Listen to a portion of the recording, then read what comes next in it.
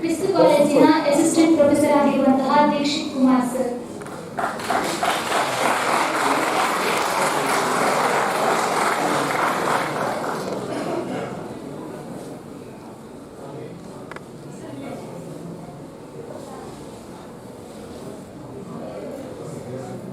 ವಿಶ್ವವೆಲ್ಲ ಇಲ್ಲಿ ಏಕತಾಣ, ಸುದ್ದಿ ಕಾರ್ಯ ನಿತ್ಯ ಪ್ರಸರಣ, ಅಭಿವೃದ್ಧಿ ಪಥದಲ್ಲಿ ಜನಗಣ, ಈ ಯುಗವೇ ಜಾಗತೀಕರಣ.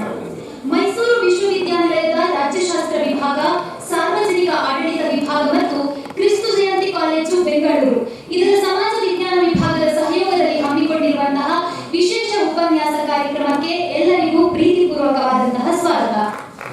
Pleasant morning to everyone. After centuries of technological progress and advances in international cooperation, the world is more connected than ever.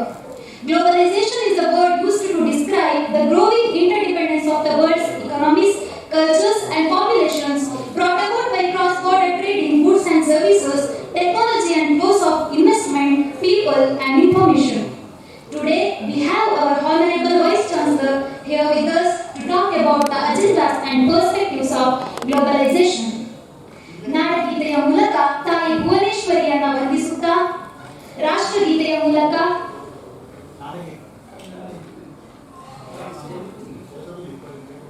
ಚಂದ್ರಿಕಾನ ವೇದಿಕೆಯನ್ನು ಅಲಂಕರಿಸಬೇಕಾಗಿ ವಿನಂತಿ. ಡಾಕ್ಟರ್ ಧನುಜಾ ಮ್ಯಾಮ್ ಕೂಡ ವೇದಿಕೆಗೆ ಆಗಮಿಸಬೇಕಾಗಿ.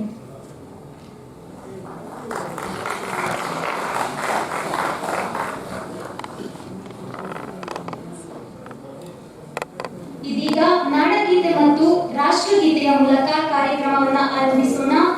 So let's begin with this program seeking the blessings of Kannada Mate through Nadagita, and let's all stand with the same.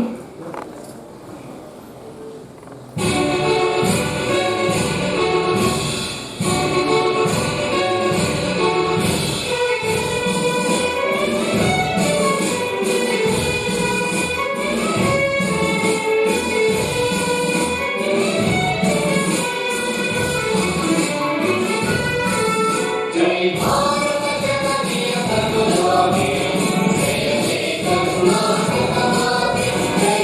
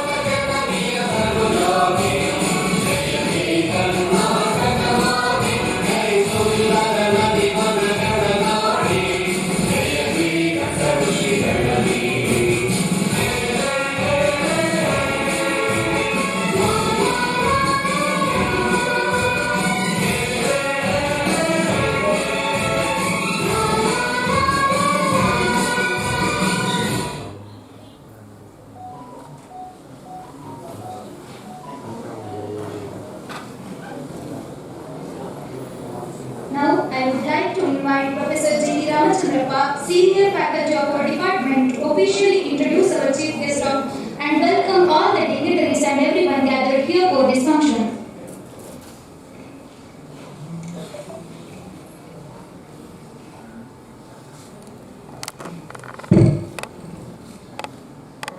Good morning to all of you. Very good morning to all of you. Very good morning to all of you. That the spiritual ray. I respected all the guests of this dais and my dear students of this Political Science and Globalization and Christu Jayanti College, Bangalore. Say all welcome today's function. Agendas and Prospectives of Globalization. My dear friends, so globalization has become the current mantra of solve all the human problems. It is believed that achievements of globalization would make the people all over the globe happy, prosperous, and there would be conflicts, there is no conflicts, no poverty and inequality, and no violence of the human rights, no malnutrition, no literacy, and no disease. Each individual community would be integrity with the world that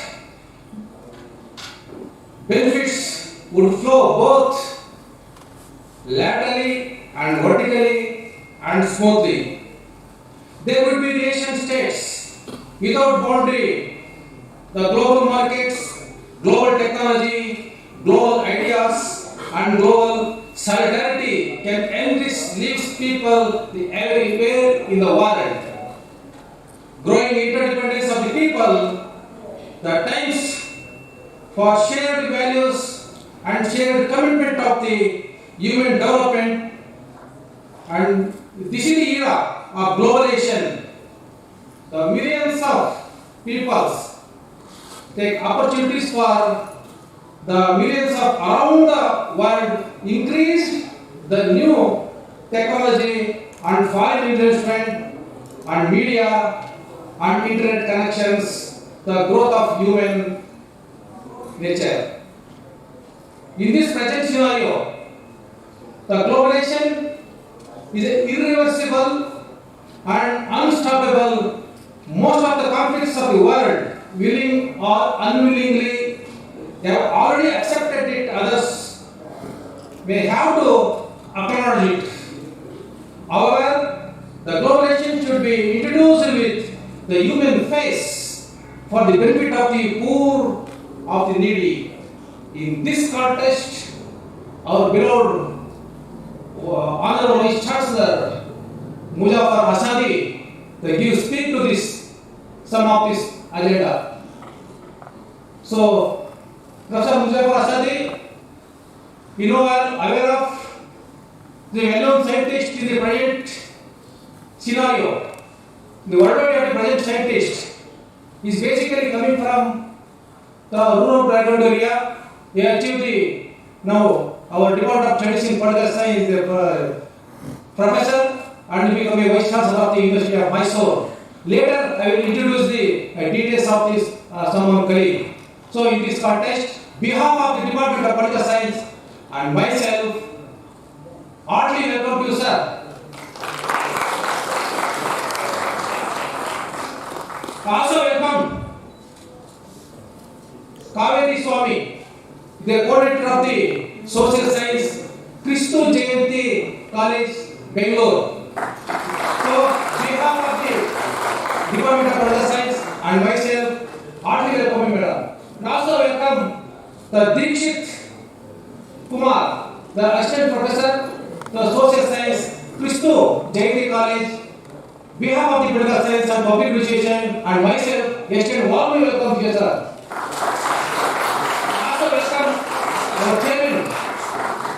Dr. Krishna Ambad, Chairman of the Department of Political Science, University of Mysore, behalf of the Political Science and Publication, and also Krishna Jayanti College, and myself, warm welcome, sir. Also welcome our another colleagues of Dr. Sociological, the Assistant Professor of the Globalisation, University of Mysore. Also welcome our another colleague, Professor Praveen Melody. He also with us, on behalf of the Department of Political Science and Publication, Krishna Jayanti College. Welcome, you, sir. Also welcome our PDF scholar, the PDF fellow, already PDF Muxila. We have Dr. Chandrika. On behalf of the Department of Political Science and Publication, I welcome you, madam. Also welcome our guest faculty of the Dr. Dhanuja. And also welcome our scholar of this, madam, please, the name, Hemalata. On behalf of the Political Science and Publication, I welcome you, madam. And also welcome my dearest students of the Krishna Jayanti College. So, behalf of the Department of Political Science and myself, a warm welcome you, all of you. Also welcome our Department of Science in Political Science and Publication. On behalf of the Department of Political Science and Publication and myself, heartily welcome you. Also welcome our media persons. And also welcome our visiting professor of the Rajya Chair, Professor Arman Naik. On behalf of the Department of Political Science and myself, warmly welcome. Also welcome our Department of Studies in Political Science students and scholars and our non-teaching staff of the Department of Political Science and non-teaching staff of the Vignana Bhavan. On behalf of the Department of Political Science and myself, all welcome you. Once again, welcome to all. Thank you, and all.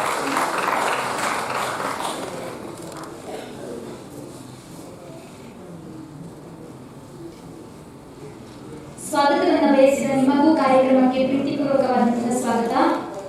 A special welcome to our neighbor department philosophy, Professor Daniel, because we have a department of Political Science myself. Welcome. Thank you, sir. Also welcome Dr. Chandrika's family members also with us. Welcome you. ಕಾರ್ಯಕ್ರಮಕ್ಕೆ ಆಗಮಿಸಿರುವ ಎಲ್ಲರಿಗೂ ಪ್ರೀತಿಪೂರ್ವಕವಾದಂತಹ ಸ್ವಾಗತ. ಗಿಡವನ್ನ ಬೆಳೆಸು ಮುಂದಿನ ಜನಾಂಗಕ್ಕೂ ಗಿಡವನ್ನ ಬೆಳೆಸು ಮುಂದಿನ ಜನಾಂಗಕ್ಕೂ ದಾಟುವಂತೆ ಗಿಡ ಬೆಳೆಸುವುದು ನಿನ್ನವರ ಮರೆಸಿ ಬಿಸಿಲಿನ ಚಿಂತೆ. Now I request our Honorable Vice Chancellor, Professor Mujafar H. Asadi, to inaugurate this function by watering the plant. And with all respect, I would like to request other dignitaries to join him.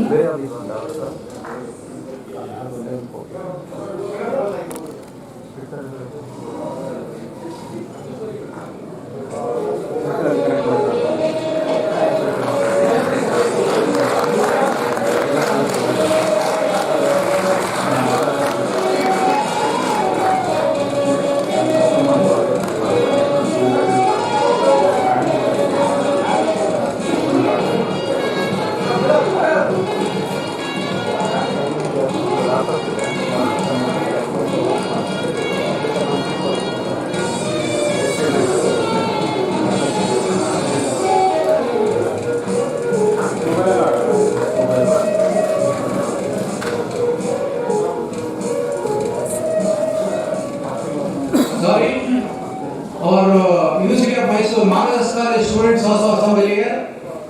So Professor Govind Raju and Dr. Bharat is also with us. On behalf of the Political Science and Publication, heartily welcome you, sir.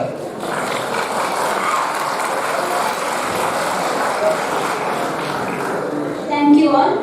Now it's my pleasure to call upon our estimated Vice Chancellor, Professor Mujafar H. Asadi, to talk on the topic Agendas and Perspectives of Globalization. ಜಾಗತೀಕರಣದ ಕಾರ್ಯಸೂಚಿಗಳು ಮತ್ತು ದೃಷ್ಟಿಕೋನಗಳು ವಿಷಯದ ಕುರಿತು ವಿಶೇಷ ಉಪನ್ಯಾಸ ನಮ್ಮ ಕುಲಪತಿ ಅವರಿಂದ.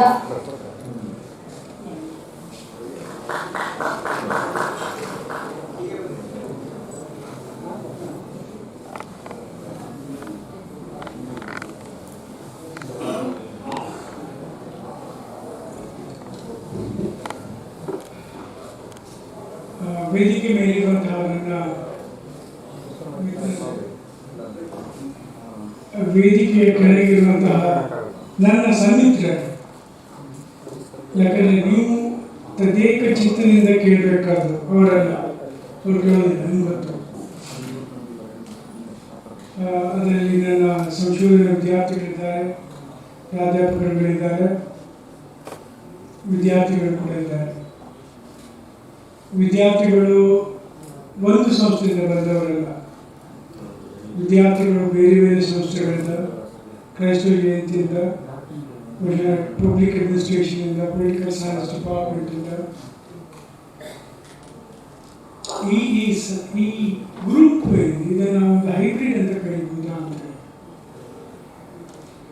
ಹೋಮಿ ಬಾಬಾ, one of the well-known intellectuals of the United States, but lived in the United States, he called this as the hybrid community.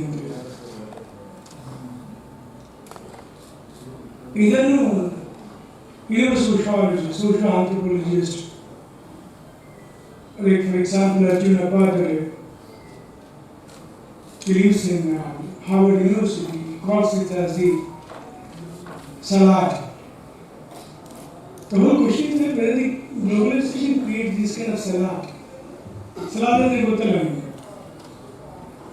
Very vegetables mix marketing.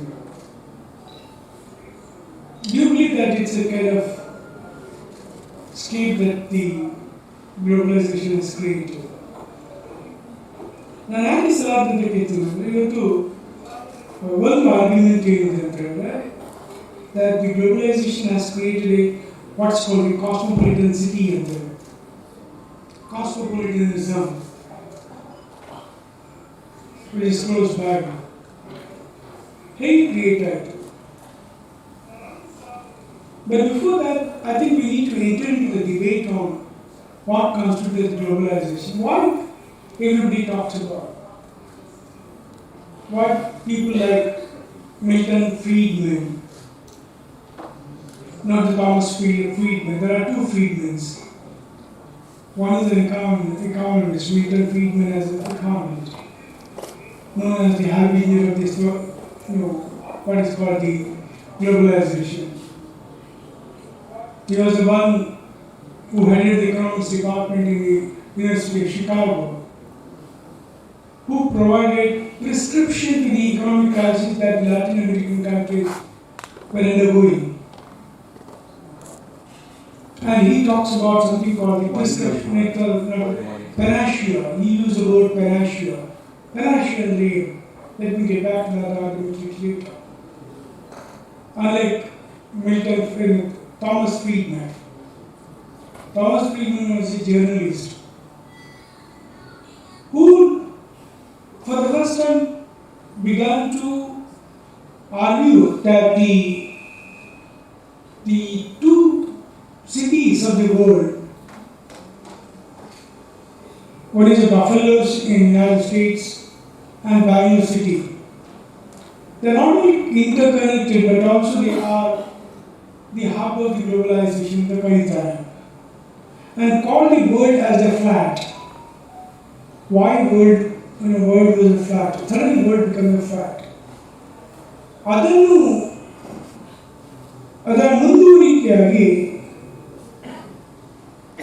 Arjun Apadare, as I said about, is a social anthropologist, trying to look at the globalization in terms of escapes. But the escapes cannot create ಮಾಡುತ್ತೆ. ಬೇರೆ ರೂಪದ 4-5 escapes ಗಳನ್ನು create ಮಾಡುತ್ತೆ ಜಾಗತೀಕರಣ. With argument today, I'll come back to that argument little later. It's more academic kind of thing rather than general kind of arguments. Then the whole debate takes place. Beginning in the 1990s. 1990s is seen as the beginning of the globalization. ಯಾಕೆ globalization ಬಂತು? What constitutes globalization as such? One question is that whether it's a phase, in the development of the economy? Is it a process? Globalization is a process? Although the Prakriya, is it an idea? Is it a paradigm of development or the developmental paradigm? It is the changing nature of the capitalism. Or globalization is simply reaffirming the hegemony of the Western world vis-à-vis the third world countries. Is there a possibility of constructing what is called the local? Local is nothing but a hybrid. ಜಾಗತಿಕ ಮತ್ತು ಸ್ಥಾನೀಯಗಳನ್ನು ಸೇರಿಸಿಬಿಟ್ಟು ಒಂದು ಹೊಸ ಸ್ವರೂಪದ ರಾಜಕಾರಣವನ್ನು create ಮಾಡೋಕ್ಕಾಗುತ್ತಾ? ಇಂಥ fundamental ಕ್ವಶನ್ಸ್ಗಳಿವೆ. ಪ್ರತಿಯೊಬ್ಬರು ಕೂಡ ಮಾತಾಡ್ತಾರೆ ಜಾಗತೀಕರಣ ಅಂತೇಳಿ. ಬಟ್ ಜಾಗತೀಕರಣ ಅಂದ್ರೆ ಏನು? ನೀವೆಲ್ಲರೂ ಮಾತನಾಡಿದ್ರೆ wits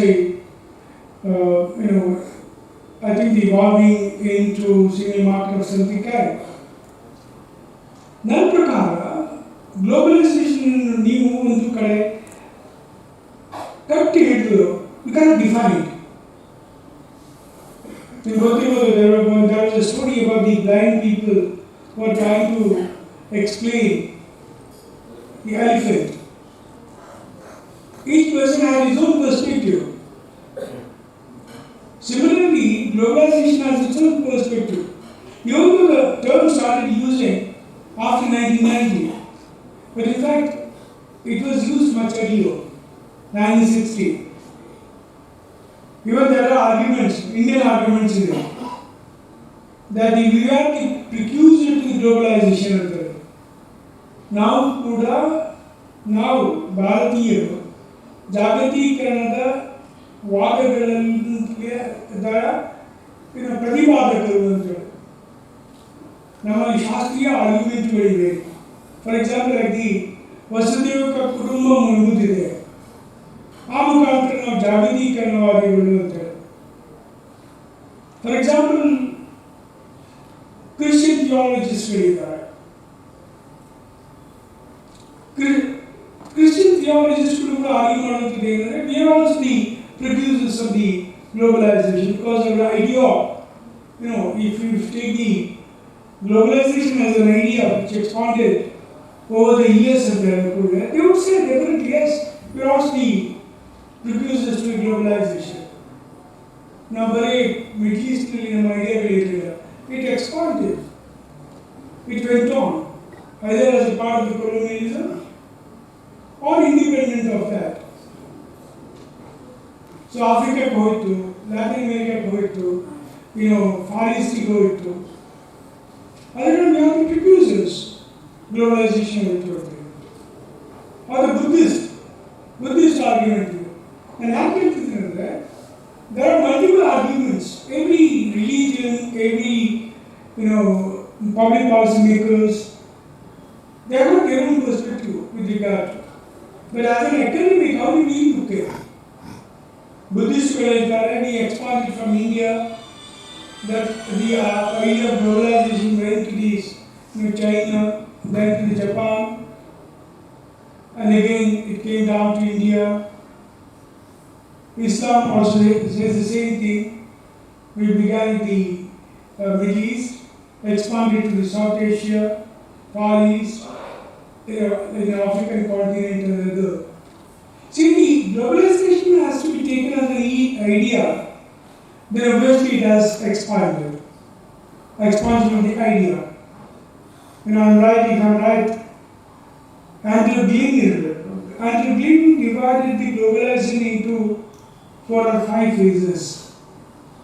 One phase he calls that classical phase. Absolutely, ideas move from as nomadic groups, they move from one place to the other place. Like, if you look at Indian nomadics,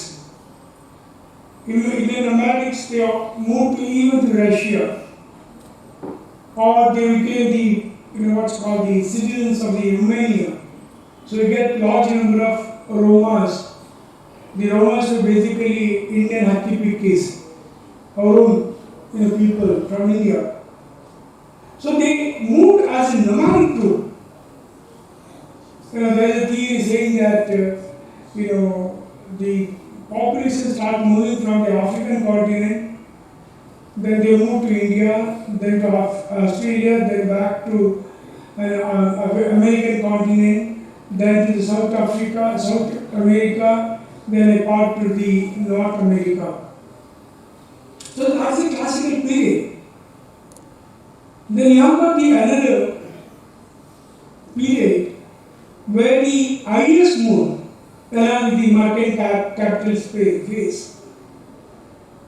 ಅದು ಬಹಳ ಮುಖ್ಯವಾಗಿ when the population started settling down in place, they started conquering the world. So communication was very, very obscure kind of thing. The war becomes the inevitable factor. But despite the fact that this is a period of conquering the world, where the boundaries did not exist, where the people did not stick to one particular province, it is a very gloomy feature. But it created a sort of globalization. For example, their argument is that they give the example of the Roman Empire. Roman Empire required, it became a huge empire. But that empire required accommodation of the different social cultural categories. So you got Roman law coming into force, which taking into cognizance the presence of the foreigners or the different conquered countries. They said that this phase, and again argued that this phase was very, very limited, but the fact was that it was a sort of globalization because it kept across the boundaries of the continent, crossing the Asia and the European continent. That was the second phase. Third was the growth of the industrialization and what is called the subsequent colonialism.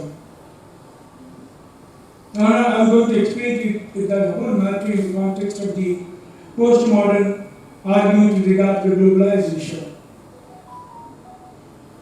How the state, particularly the European continent, they started conquering different parts of the world through their mercantile capitalism, and they expanded their sphere of influence by virtue of the fact that they had the military power, they had the administrative power, and they went on to colonize the third world countries. And the world was changing now. The world was becoming an enlarged world. The communication system has grown into. The fourth one, if I'm right, he talks about the modern globalization, probably the end of the colonialism, that is the Second World War, as a fact for the globalization, where the aeroplanes became the fact, the distance between the north and the south, distance between the different countries started shrinking. Ideas were transmitting without much loss of time and other things. The last one is the post-colonial, post-independence globalization. This is what the argument of Andrew Blake. For me, it is not a simple thing that we need to understand. We need to understand the different perspectives. How the different perspectives, it tries to understand the globalization in the present context. ಯಾವ context ನಲ್ಲಿ globalisation ಬೆಳೆಯಿತು, ಆರ್ಗ್ಯುಮೆಂಟ್ಗಳು ಬೆಳೆದವು. We should understand one important thing. ನನ್ನ ಪ್ರಕಾರ 1980 was the beginning of the idea of globalization. ಯಾಕೆ 1980, not the 1990? 1990ನಲ್ಲಿ it got a push. 1980ಯಲ್ಲಿ it was a period when the Soviet Union collapsed. ನಿಮ್ಗೆ ಗೊತ್ತಿರಬಹುದು. I think most of you must have come to know about the fact that the Soviet Union as a superpower, as a communist power, started collapsing. Beginning with the Poland, with the solidarity movement in Poland. But ಅದು ಬೆಳೀಲಿಕ್ಕೆ, ಅದು collapse ಆಗಲಿಕ್ಕೆ ಒಂದು ಕಾರಣ ಇತ್ತು. ಒಂದು ಕಾರಣ ಅಂದರೆ it was the reason was the resurgence of this civil society. Solidarity as a movement, and solidarity as a movement started pushing down this regime of Poland. But beyond that, there was another reason to Parliament ಗೊತ್ತಿಲ್ಲ. The reason was that it was the resurgence of capitalism in the European continent, particularly in those countries where Soviet Union had dominated, including Russia, the then Soviet Union. The very presence of the McDonald's and other things, which provided an incentive, provided the ground for shift in the cultural practice of the people. Soviet Union ದೊಡ್ಡ ಸಮಸ್ಯೆ ಏನಿತ್ತಂದ್ರೆ, they believed in the quantity rather than the quality. Soviet Union is supposed to bring a paradigm shift in the lifestyle. Everybody should have got the job. There should have been a social security. ಆದರೆ Soviet union ಸಮಸ್ಯೆ ಏನಂದ್ರೆ, social security ನಡುವೆ food security ಇರಲಿಲ್ಲ. ನಿಮ್ಮೊಂದು example ಕೊಡ್ತೀನಿ. Which I did the work in Soviet Union as a professor of contemporary theory in Russian State University for Humanities. 1930s, 1940s, Stalin introduced what is called the collectivization of agriculture for the purpose of the industrialization. ಕೈಗಾರಿಕರಣಕ್ಕಾಗಿ Stalin ಅಭಿವೃದ್ಧಿ ಮಾಡ್ತಾರೆ. Agriculture ಅನ್ನು ನಾಶ ಮಾಡಿ. ಅದರ ಪರಿಣಾಮ ಏನಂದ್ರೆ, agriculture ನಾಶ, ಮಕ್ಕಳನ್ನು ಕೊಂದು ಇಟ್ಟು ಬಿಡ್ತಿದ್ರು. ಆ ಮಕ್ಕಳನ್ನು ಯಾವಾಗ ತಿಂತಿದ್ರು ಅಂದರೆ ಅವರಿಗೆ ಹಸಿವಾಗಲ್ಲ. Can you imagine? A collectivization program is supposed to create the plenty of food, but did not solve the problem. It created a population who belong to the man-eater. This I read it. I've done a work on that, but I was literally taken aback. I couldn't sleep at least for 2 days. Soviet Union ನಿಮಗೆ social security ಕೊಟ್ಟಿದ್ರು, quality life ಕೊಟ್ಟಿಲ್ಲ, quantity ಕೊಟ್ಟಿತ್ತು. ಮಳೆಗಳನ್ನು ತಯಾರಿಸಿ ಅಂತ ಹೇಳಿದ್ರೆ ದೊಡ್ಡ ದೊಡ್ಡ ಮಳೆಗಳನ್ನು ತಯಾರಿಸಿಬಿಟ್ಟಿದ್ರು. So ಅದು ಕೊಲಾಪ್ಸ್ ಆಗ್ತಾ ಹೋಯಿತು. ಅದು ಕೊಲಾಪ್ಸ್ ಆಗಲಿಕ್ಕೆ ಕಾರಣ ಒಂದು ಅಲ್ಲಿ bureaucracy. The second was the kind of capitalism that is slowly entering into through the means of through the arguments of perestroika and glasnost. The push came from Poland, then subsequently different satellite countries also collapsed. It was backed by the Western world, Western capitalism. So remember this period when the Soviet Union was collapsing, that period was called as triumph of the capitalism. ಬಂಡವಾಳಶಾಹಿಯ ವಿಜಯಿ ಅಂತ ಕರೆದರು. ಯಾಕಂದರೆ between the socialist world order and the capitalist world order, capitalism saw its victory vis-a-vis the socialist order. So ಅದಕ್ಕೆ you got large number of symbols of the capitalism emerging. ಅದಕ್ಕೆ World Bank reports ಆ ಸಂದರ್ಭದಲ್ಲಿ they talked about providing ground for the capitalism to grow, including the decentralization. They use the word deconcentration of the power and other things. What I'm trying to say that one side it has to be located in a particular phase of history when the history was undergoing deep crisis, socio-economic crisis, when capitalism was trying to triumph, try to conquer the world, when the ideas were collapsing, or the ideas were clashing. Subsequently, you got an argument about the clash of civilization that was trying to shift the whole argument to the different civilizations. What do you think? 1980 is the beginning of the globalization of the current world. The chicken will be confusion here. Is it possible to equate the liberalization, globalization and the privatization of it? LPG syndrome ಅಂತ ಕರೀತಾರೆ. ನನ್ನ ಪ್ರಕಾರ LPG syndrome,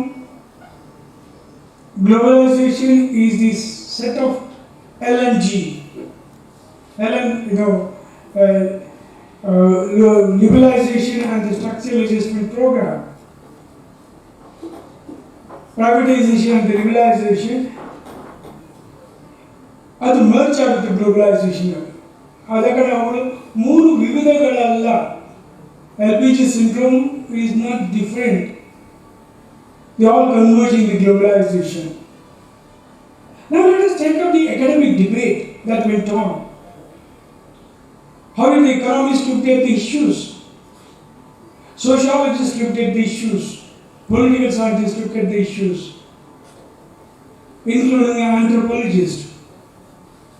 And one thing is very clear that most of the arguments are overlapping. They are not fixed. So, overlapping it's very difficult to demarcate the line between or the boundary between one discipline and the other discipline.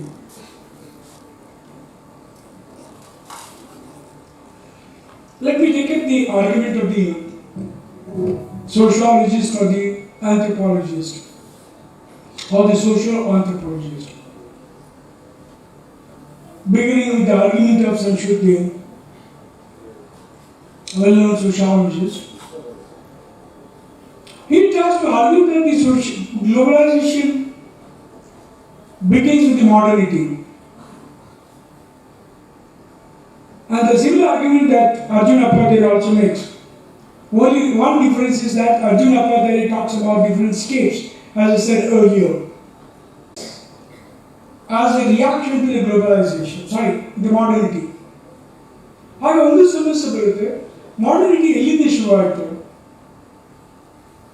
Where you find the beginning of the modernity? Is there something called the colonial modernity? So other even an argument to survey, argument comes very closer to the Marxist argument. But the only thing is that the language that they use was completely different. Our prakara, Samshuddin argument is that this is a reflection of the deep crisis that the modernity has encountered. ಹಾಗೆ modernity ಎಲ್ಲಿಂದ ಶುರುವಾಯಿತು? ಒಂದು argument ಅಂದರೆ ವಸಾಹತುಶಾಹಿ ತನ್ನದೇ ಆದಂಥ ಮಾಡರ್ನಿಟಿಯನ್ನು create ಮಾಡ್ತಾ ಹೋಯಿತು. ಬ್ರಿಟಿಷರು ಯಾವುದೆಲ್ಲ ಜಗತ್ತಿಗೆ ಹೋದ್ರು ಅವರು ಬರೀ ವ್ಯಾಪಾರ ಮಾಡಕ್ಕೆ ಹೋದಲ್ಲ, ಅವರಲ್ಲಿ ಒಂದು ಎಜೆಂಡಾ ಇತ್ತು, larger agenda.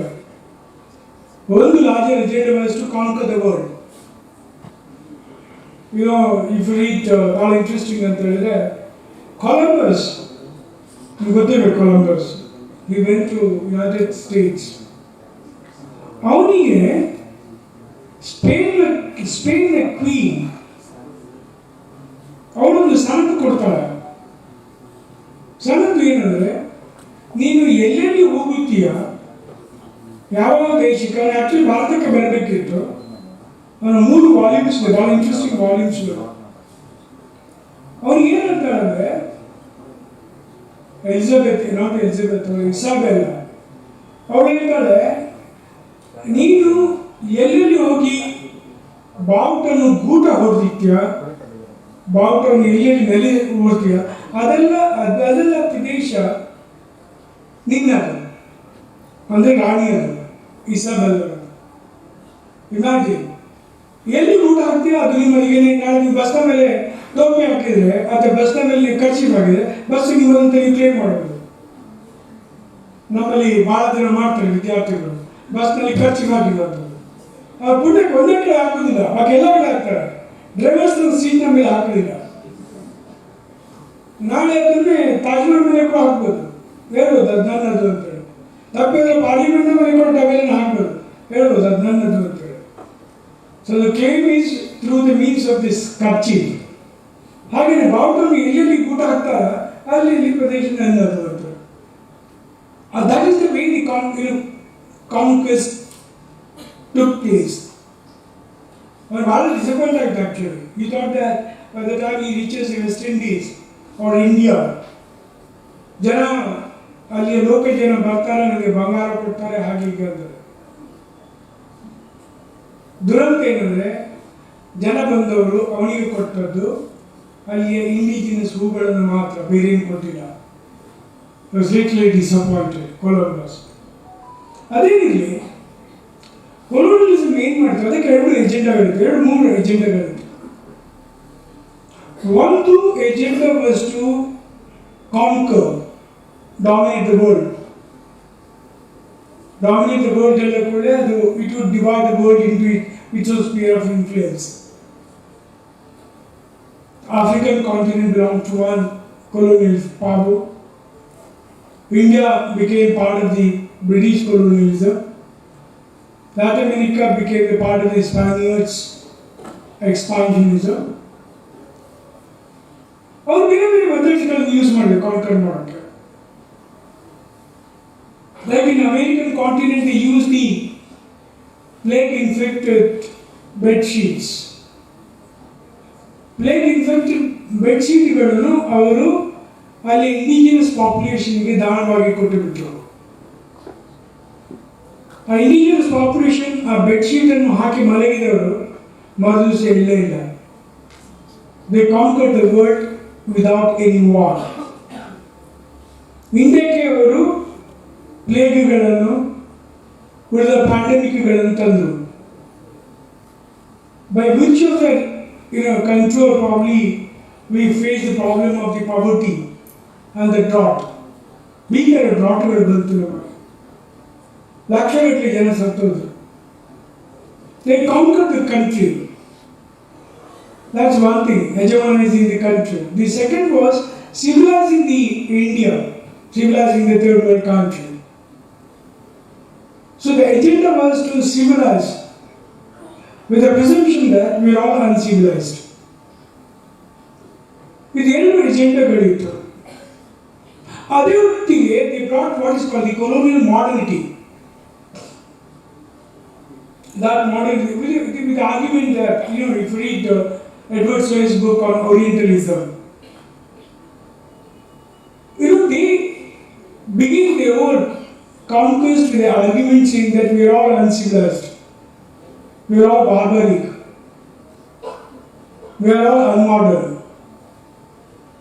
So their agenda, they would say that our agenda is to civilize the uncivilized and to bring a transformation from the non-modern to the modern civilized world. Colonial modernity ಅದೇ ಕಾರಣ ಇನ್ಸ್ಟಿಟ್ಯೂಷನ್ಸ್ಗಳನ್ನು ತಂದಿತ್ತು. ಮಾಡಿದ political ಇನ್ಸ್ಟಿಟ್ಯೂಷನ್ಸ್ಗಳು, parliamentary ಇನ್ಸ್ಟಿಟ್ಯೂಷನ್ಸ್ಗಳು, including the judiciary, executive, and legislature, or educational institutions, ಯೂನಿವರ್ಸಿಟಿಗಳನ್ನು establish ಮಾಡಿದ್ರು, ಕಾಲೇಜ್ಗಳನ್ನು ಎಸ್ಟಾಬ್ಲಿಷ್ ಮಾಡಿದ್ರು, ಇದೆಲ್ಲವೂ ಕೂಡ ಮಾಡಿದ್ರು. So the modernity, beginning with the modernity, and the deep crisis that modernity brought in, ಯಾಕಂದರೆ ಅದು ಆ ಮಾಡರ್ನಿಟಿ, ಬ್ರಿಟಿಷ್ ಮಾಡರ್ನಿಟಿ ಏನಿದೆ ಅದು ನಮ್ಮ ಪ್ರಾಬ್ಲಮ್ಗಳನ್ನು ಸಾಲ್ವ್ ಮಾಡಿಲ್ಲ. ಇದು ಭಾಳ ಮುಖ್ಯವಾಗಿ ಇಫ್ ಯು ರೀಡ್ ಗಾಂಧಿ ಸಿನ್ಸ್ ಸ್ವರಾಜ್, ಗಾಂಧಿ ಹೇಳ್ತಾರೆ that the idea of Englistan ಅನ್ನೋದು an idea was most dangerous than the Englishman. ಅದಕ್ಕೆ he did not see the problem in the solutions in the lawyers. Lawyers created more number of problems than anybody else. Or take the case of the train railways, it created more problems. So, sociologists, social anthropologists try to look at the issues of the failure of the modernity. For example, like Zamshuddin is the word failure of the modernity that created conditions for the globalization. So, we are moving into the world of what's called the postmodern world, where the identities becomes important, where prescribed identities being trying to locate their spaces. That's one perspective that emerged. Whether that are we in the post-modernity world? For example, the argument with regard to the time and space, the argument by the social anthropologist, cultural diversity became mathanadutte, post-modernity, recognizing the cultural diversity and cultural interconnectedness between the one culture with the vis-a-vis the other culture. We are trying to create what's called salad of the communities at the global level by connecting. And that's the reason where the argument is that our resistance forms have changed. It is not that the resistance comes from one angle, but hundreds of forms.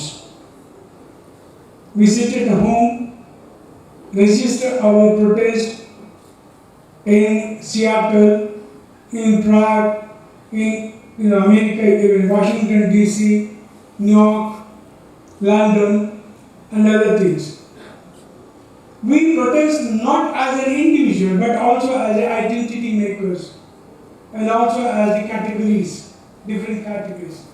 I would suggest, for example, like I would protest as an individual, and also as an academician, and also as a farmer, or also as a Dalit, which obviously means that the globalization has created multiple identities, and a multiple space, and a multiple what's called the articulation forms. So this whole variation begins with the sociological argument, ends up in the multiplicity of our identities. And we are trying to interconnect ourselves despite the fact that we have the differences. Despite the fact that we belong to the diverse social practices and the diverse social setups. Second important argument came from the economist. I'll come back to this Marxist also.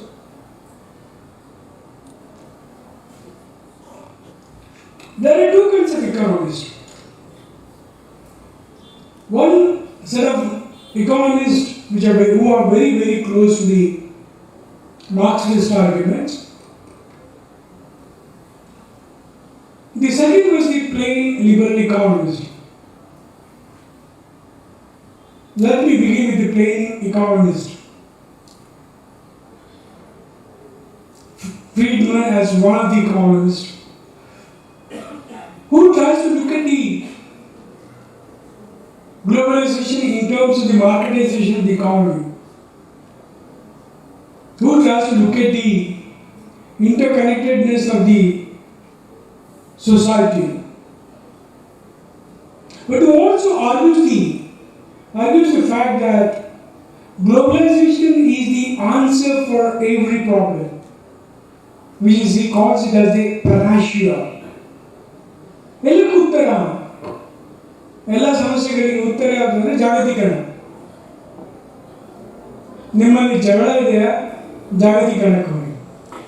ನಿಮ್ಮ ಸರ್ಕಾರದಲ್ಲಿ ಸಾಲದ ಸಮಸ್ಯೆ ಇದೆಯಾ, because when the Latin American countries they went to when they were facing this acute shortage of fund, they went to World Bank, try to collect try to get the loans.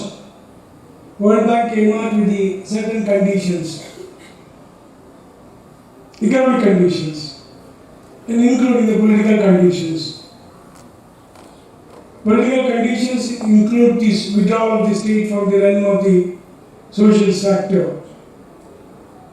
ಸಾಮಾಜಿಕ ಚೌಕಟ್ಟುಗಳಿಂದ ಸರ್ಕಾರ withdraw ಮಾಡಬೇಕು. Or reducing the expenditure of the state on social sector. Or withdrawing the subsidy given to the people. In fact, for example, ನಮಗೆ ಇಂಡಿಯಾದಲ್ಲಿ ಪ್ರತಿಯೊಂದು ಹಂತದಲ್ಲಿ ಪ್ರತಿಯೊಬ್ಬರಿಗೂ ಕೂಡ ಒಂದು ಸಬ್ಸಿಡಿ ಇದೆ. ಅದು ಸಬ್ಸಿಡಿ ಬದುಕಿನ ಹುಟ್ಟಿನಿಂದ ಸಾಯುತ್ತಲೇ ಕೂಡ ಇದೆ. ಗ್ಯಾಸ್ನಲ್ಲಿ ಸಬ್ಸಿಡಿ ಇದೆ, ಎಜುಕೇಷನಲ್ಲಿ ಸಬ್ಸಿಡಿ ಇದೆ, ಬಸ್ನಲ್ಲಿ ಸಬ್ಸಿಡಿ ಇದೆ. ಯಾವುದಾದ್ರು ತಿಳಿದುಕೊಳ್ಳಿ, ಎಲ್ಲದರಲ್ಲೂ ಕೂಡ ಸಬ್ಸಿಡಿ ಇದೆ. ಆದ ಕಾರಣ that's the reason why Pradhan Prasad calls India as the subsidy state. ನಮ್ಮದು ಸಬ್ಸಿಡಿ ರಾಜ್ಯ. ಇಲ್ಲದಿದ್ದರೆ ನಾವು ಬದುಕ್ತಿರಲಿಲ್ಲ. ಇಲ್ಲದಿದ್ದರೆ look at the 85% of the population in Indian context. If you go by the statistics, even though government says that there are only 26.4% people living in the below poverty line, but in fact it's not that. It is around 85%. They live below the poverty line. ಅವರನ್ನು sustain ಮಾಡಕ್ಕೆ, ಅವರನ್ನು ಬದುಕಿಸಬೇಕಾದ್ರೆ we need to subsidize. Look at compare the cost that the public institute, and also the private institutes. There is a ಅಜಗಜಾಂತರವಾದಂಥ ವ್ಯತ್ಯಾಸ ಇದೆ. Probably our student pay around 2,500 rupees as the fees. In the private institute, they will charge not less than 1 lakh rupees as fees. ನಮ್ಮಲ್ಲಿ ಬರುವಂಥ ವಿದ್ಯಾರ್ಥಿಗಳು 99.99% they belong to the poorest of the poor. So ಅದಕ್ಕೆ state ಏನಿರುತ್ತದೆ, World Bank ಏನಿರುತ್ತೋ, we should withdraw from the realm of this social welfare function.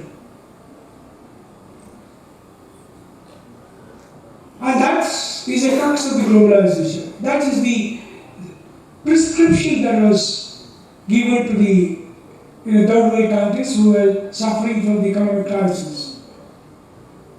Or you just open up your economy to the private actors.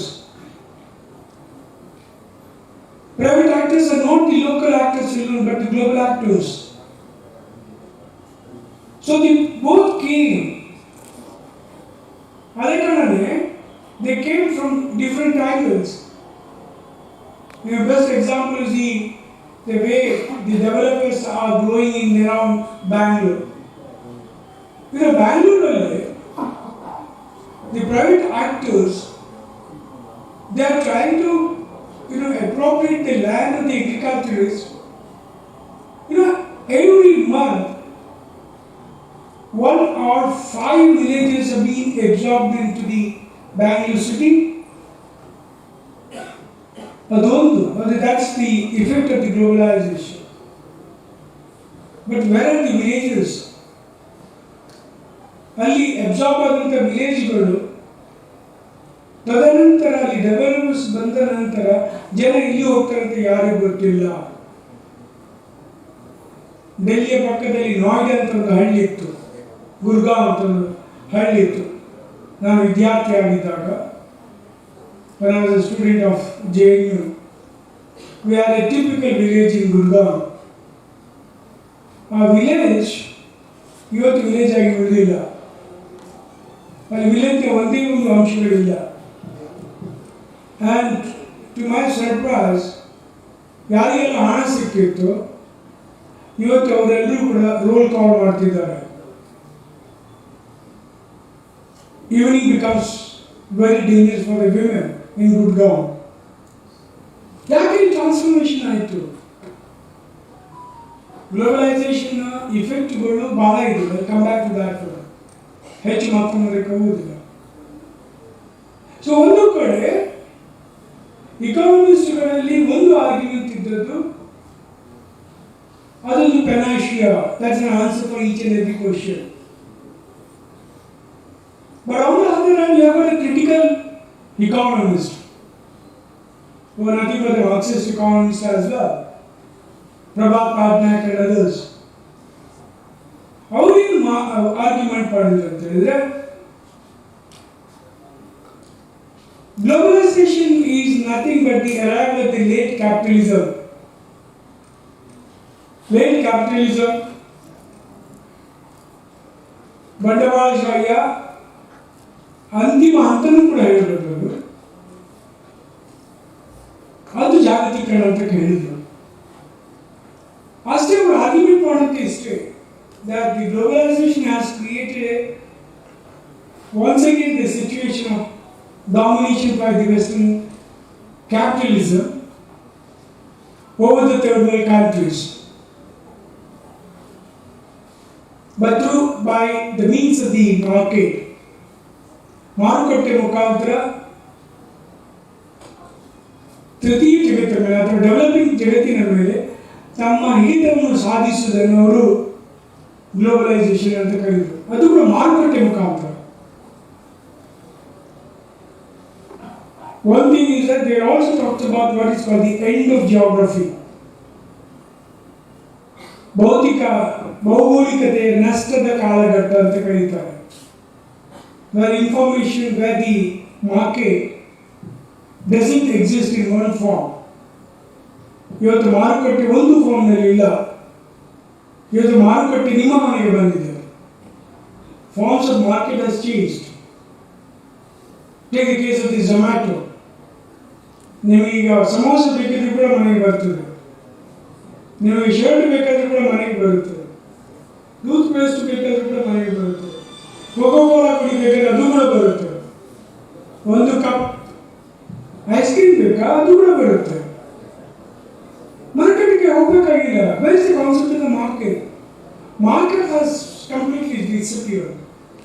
ನೀವು ಹೇಳೋದು hyper market ಇದೆ ಅದಂತ. No, that kind of markets now collapsed. Amazon ಮುಖಾಂತರ ಇರ್ಬೋದು, Zomato ಮುಖಾಂತರ ಇರ್ಬೋದು, ಅಥವಾ ಬೇರೆ ಬೇರೆ ಆ್ಯಪ್ಗಳ ಮುಖಾಂತರ ಮಾರುಕಟ್ಟೆ ನಿಮ್ಮ ಮನೆಗೆ ಬಂದಿದೆ. ಎರಡನೇದಾಗಿದ್ದು,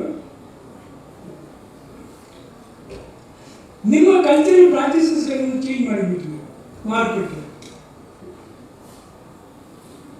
ನಿಮ್ಮ ಟೇಸ್ಟ್ಗಳು ಇವತ್ತು ಮನೆ ಟೇಸ್ಟ್ಗಳಲ್ಲ, ಅಮ್ಮ ಮಾಡಿದ ಫುಡ್ಗಳಲ್ಲ. ಇವತ್ತು ಫಾಸ್ಟ್ ಫುಡ್ಗಳು ನಿಮ್ಮ ಕಲ್ಚರಲ್ ಪ್ರಾಕ್ಟೀಸಸ್ಗಳು.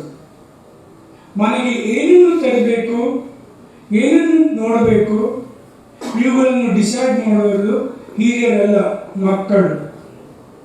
ಫಾರ್ ಎಕ್ಸಾಂಪಲ್, ಈಗ ನಿಮ್ಮ ಮನೆಗೆ ಅಂಬಾಸಿಡರ್ ಕಾರನ್ನು ತರಬೇಕಂತ ನೀವೆಲ್ಲರೂ ಡಿಸೈಡ್ ಮಾಡಿದರೆ, ಅಂಬಾಸಿಡರ್ ಕಾರನ್ನು 1 ಕಿಲೋಮೀಟರ್ ದೂರದಲ್ಲಿ ಇಡುವಂಥ ಸ್ಥಿತಿ ನಿಮಗೆ ಬರ್ಬೋದು. ಮಕ್ಕಳು ಮನೆಗಳಿಗೆ ಬಿಡುವುದಿಲ್ಲ. So it has collapsed the notion of the geography. It has collapsed the notion about the market.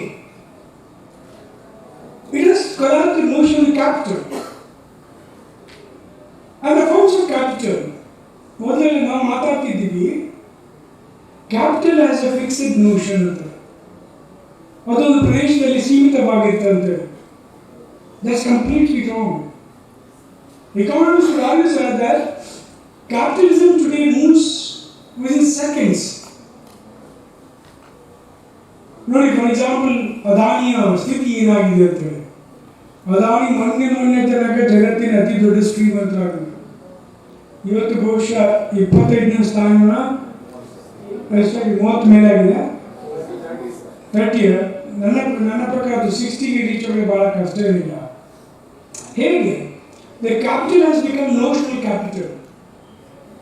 Capital moves from this storm, ಈಗ ಇಲ್ಲಿದೆ ಅಂತ ಹೇಳ್ಸ್ಕೊಂಡ್ಬಿಡಿ, ಸೆಕೆಂಡಲ್ಲಿ ಅದು ಜಪಾನಿಗೆ ಹೋಗುತ್ತೆ, ಮತ್ತೊಂದು ಮೂಮೆಂಟಿಗೆ ಅದು ನ್ಯೂಯಾರ್ಕಿಗೆ ಹೋಗುತ್ತೆ, ಮತ್ತೊಂದು ಮೂಮೆಂಟಿಗೆ ಅದು ಲಂಡನ್ಗೆ ಹೋಗುತ್ತೆ, ನೆಕ್ಸ್ಟ್ ತದನಂತರ ಅದು ಇಂಡಿಯಾದ ಇದೇ ರೂಮ್ ವಾಪಸ್ ಬರುತ್ತೆ. It is not rigid, it is flexible, and it is not in a fixed form. ಅದು ಪೋರ್ಟ್ಫೋಲಿಯೋ ಫಾರ್ಮ್ನಲ್ಲಿದೆ, ಶೇರ್ಸ್ಗಳ ಫಾರ್ಮ್ಸ್ನಲ್ಲಿದೆ, ಡಿಬೆಂಚರ್ಗಳ ಫಾರ್ಮ್ನಲ್ಲಿದೆ. ಆದ ಕಾರಣವೇ ಕ್ಯಾಪಿಟಲ್ ಮೊದಲು ಮಾತಾಡ್ತಿದ್ದಂಥ ಪರ್ಸೆಪ್ಷನ್ ಇದೆ, ಅದು ಇವತ್ತು ಚೇಂಜ್ ಮಾಡಿದೆ. Capital moves vertically and horizontally simultaneously. Cultural practices, it has introduced new cultural practices. For example, like the drinking Coca-Cola, drinking this distillery water in this bottle has become the symbol of modernity. Now, for example, ಇದನ್ನು beer ಬಾಟಲ್ನಲ್ಲಿ ಕೊಟ್ಟು ಬಿಡಿ, ನಾನು ಕುಡಿತೀವಿ class ರೂಮ್ನಲ್ಲಿ, ಆಗ ನೀವೆಲ್ಲರೂ ಕೂಡ ನನ್ನನ್ನು ಹೀಯಾಳಿಸ್ತೀರ. ಮೊಬೈಲ್ ಇಲ್ಲದಿದ್ದರೆ ನೀವು ಡಿಪಾರ್ಟ್ಮೆಂಟ್ ಒಳಗೆ ಕ್ಲಾಸ್ನೊಳಗೆ ಹೋಗಿ ನಿಮ್ಮನ್ನು ಗ್ಯಾರಂಟಿಯಾಗಿ ಬೇರೆಯವರು ನಿಮ್ಮ ವಿರುದ್ಧ ನಗಾಡ್ತಾರೆ. See, gadgets have become the symbol of modernity, the symbol of your culture, cultural practices, symbol of your domination. So, adhikaranne, the economists, critical economists, started to argue that the globalization reflects new forms of capitalism, new forms of market, new forms of cultural taste.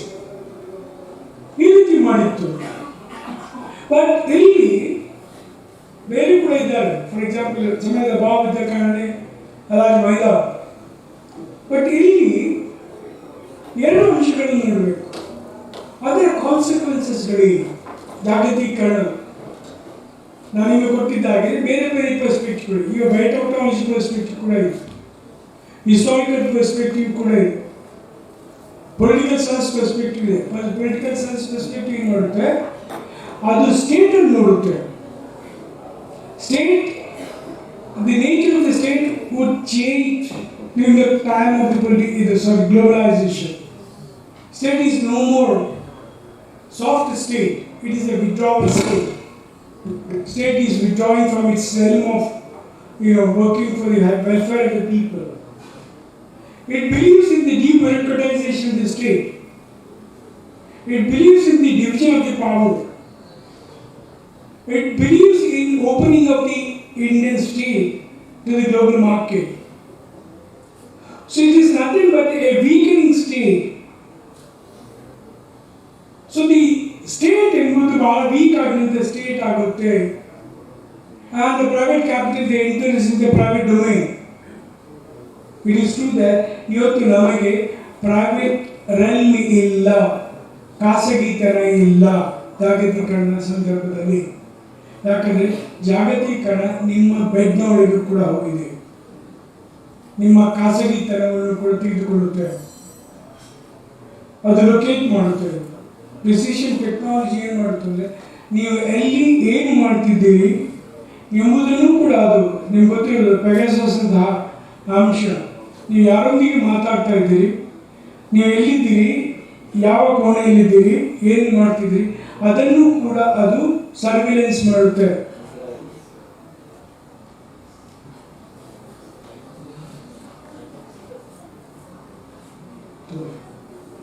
ಸಾರಿ, ಅದಾತ್ಮದಿಂದ ಈ ರೀತಿ ಮಾಡಿದ್ರೆ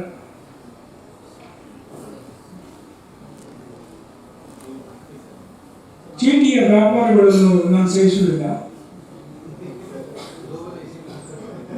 ಚೀಟಿಗಳನ್ನು ಮಾಡಿಲ್ಲ. Okay, ಆದರೆ ನಿಮ್ಮ ಖಾಸಗಿತನವನ್ನು ಕೂಡ ಇಟ್ಕೊಂಡಿದೆ.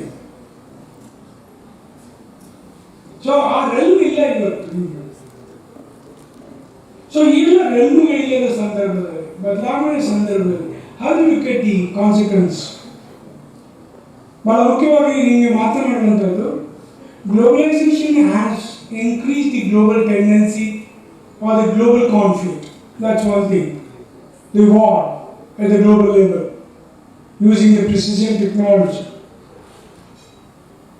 Whether it applied in the context of the Iraq, in the context of the Ukraine, or the civil wars in the context of Nigeria and other places. Most important consequence is the consequence in the agriculture sector, where the large number of farmers have committed suicide. Now India, ಇವತ್ತು suicide country ಆಗ್ತದೆ, suicide country of the world. Every hour, not less than 10 farmers are being killed or committed suicide. It's the reflection of the growing crisis in agriculture. So it is not ಮೂರನೇದಾಗಿ the kind of displacement that's been taking place. And the last one is the change in the climate or climatic change area. That's the effect of the globalization. Yakandre globalization has created a leisure world, life, leisure life, ಇವುಗಳನ್ನೆಲ್ಲ create ಮಾಡಿದೆ. ಅದು, for example, it created huge number of what's called the vehicles, refrigerators, AC, and all these things. You think that that's not having any effect on the climate change? In fact, they were the culprits of the climate change, thanks to globalization.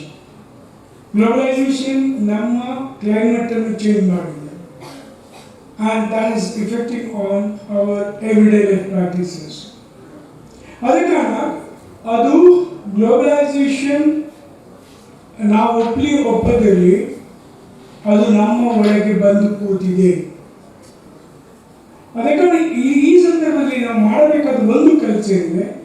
Is it possible to encounter globalization with alternative globalization as such? Is there a possibility of creating what is called another world?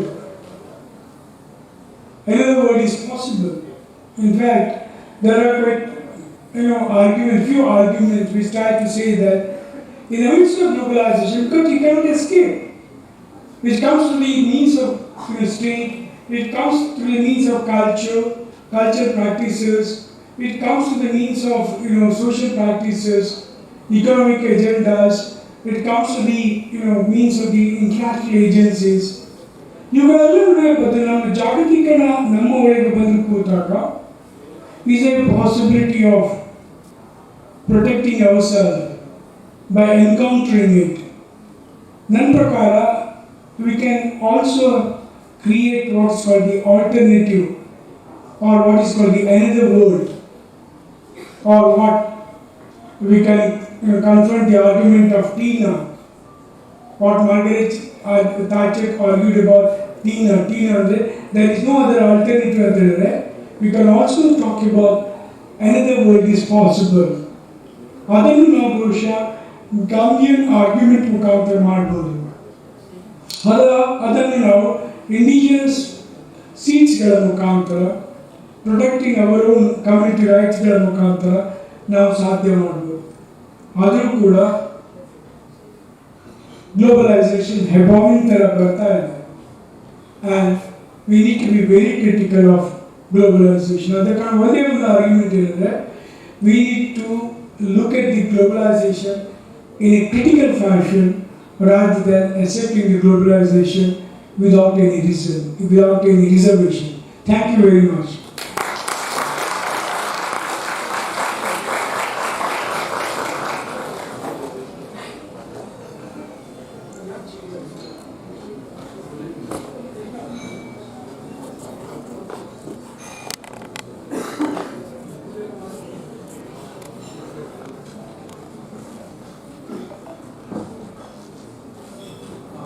Good morning, friends. So, today how many percentage of people I enjoy the globalization or not? I don't know, we don't know. Lots of things I discussed about the Honorable Vice Chancellor give some ideas. Whatever your thoughts, whatever your imagination, what is your questions, I welcome. Once upon a time, Gandhi is always dream. Gandhi was think about the society.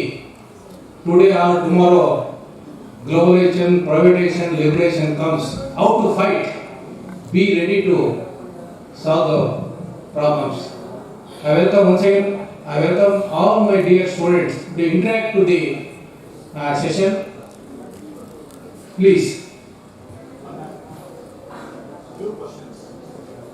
Good afternoon, sir. Yes, welcome. Myself, Joyce, I am from Public Administration Department. My question is, what are the main drivers behind globalization?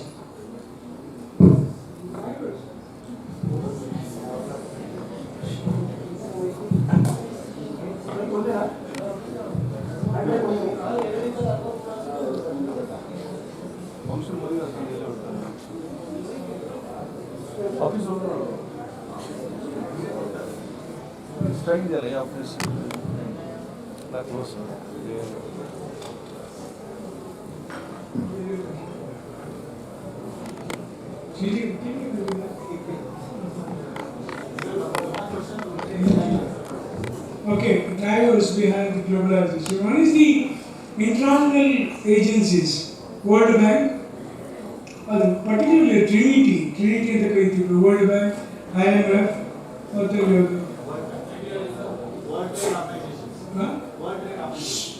WTO, World Trade Organization.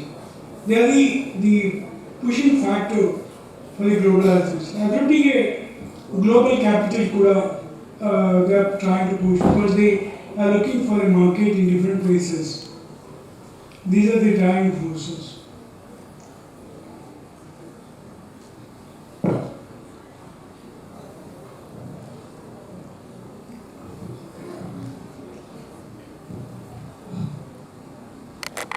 Sir ನಮಸ್ತೆ, ನನ್ನ ಹೆಸರು ಮಂಜುನಾಥ್, ನಾನು political science ಡಿಪಾರ್ಟ್ಮೆಂಟಿಂದ ಬಂದಿದ್ದು. Sir ನೀವು ಹೇಳಿದ್ರಿ globalisation ಇಂದ ಇವತ್ತು country develop ಆಗ್ತಾರೆ.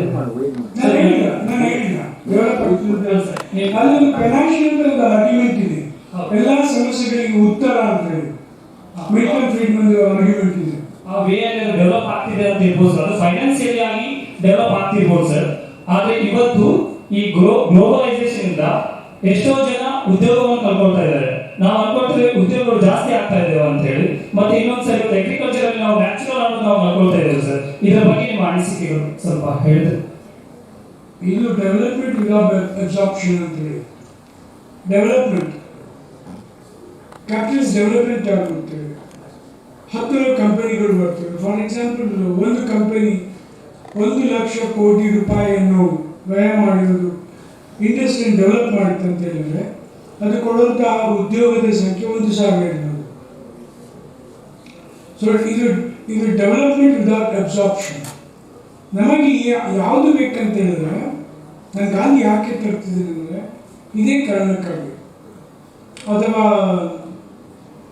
ಅದಕ್ಕೆ ಶೂ ಮೇಕರ್ ಒಂದು ಆರ್ಗ್ಯುಮೆಂಟ್ ಮಾಡ್ತಾರೆ, ಸ್ಮಾಲ್ ಈಸ್ ಬ್ಯೂಟಿಫುಲ್ ಅಂತೇಳಿ. ನಾವು ದೊಡ್ಡ ದೊಡ್ಡ ಕಂಪನಿಗಳನ್ನು ಮಾಡಬೇಕು, ಚಿಕ್ಕ ಚಿಕ್ಕ ಕಂಪನಿಗಳನ್ನು ಮಾಡಬೇಕು, ಉದ್ಯೋಗಗಳನ್ನು ನೀಡುವಂಥ ಕಂಪನಿಗಳನ್ನು ಮಾಡಬೇಕು. ಅದು ಮಾಡಿದಷ್ಟು ನಮ್ಮ ಉದ್ಯೋಗದ ಸಂಖ್ಯೆ, ನಿರುದ್ಯೋಗದ ಸಂಖ್ಯೆ ಕಡಿಮೆ ಆಗುತ್ತೆ.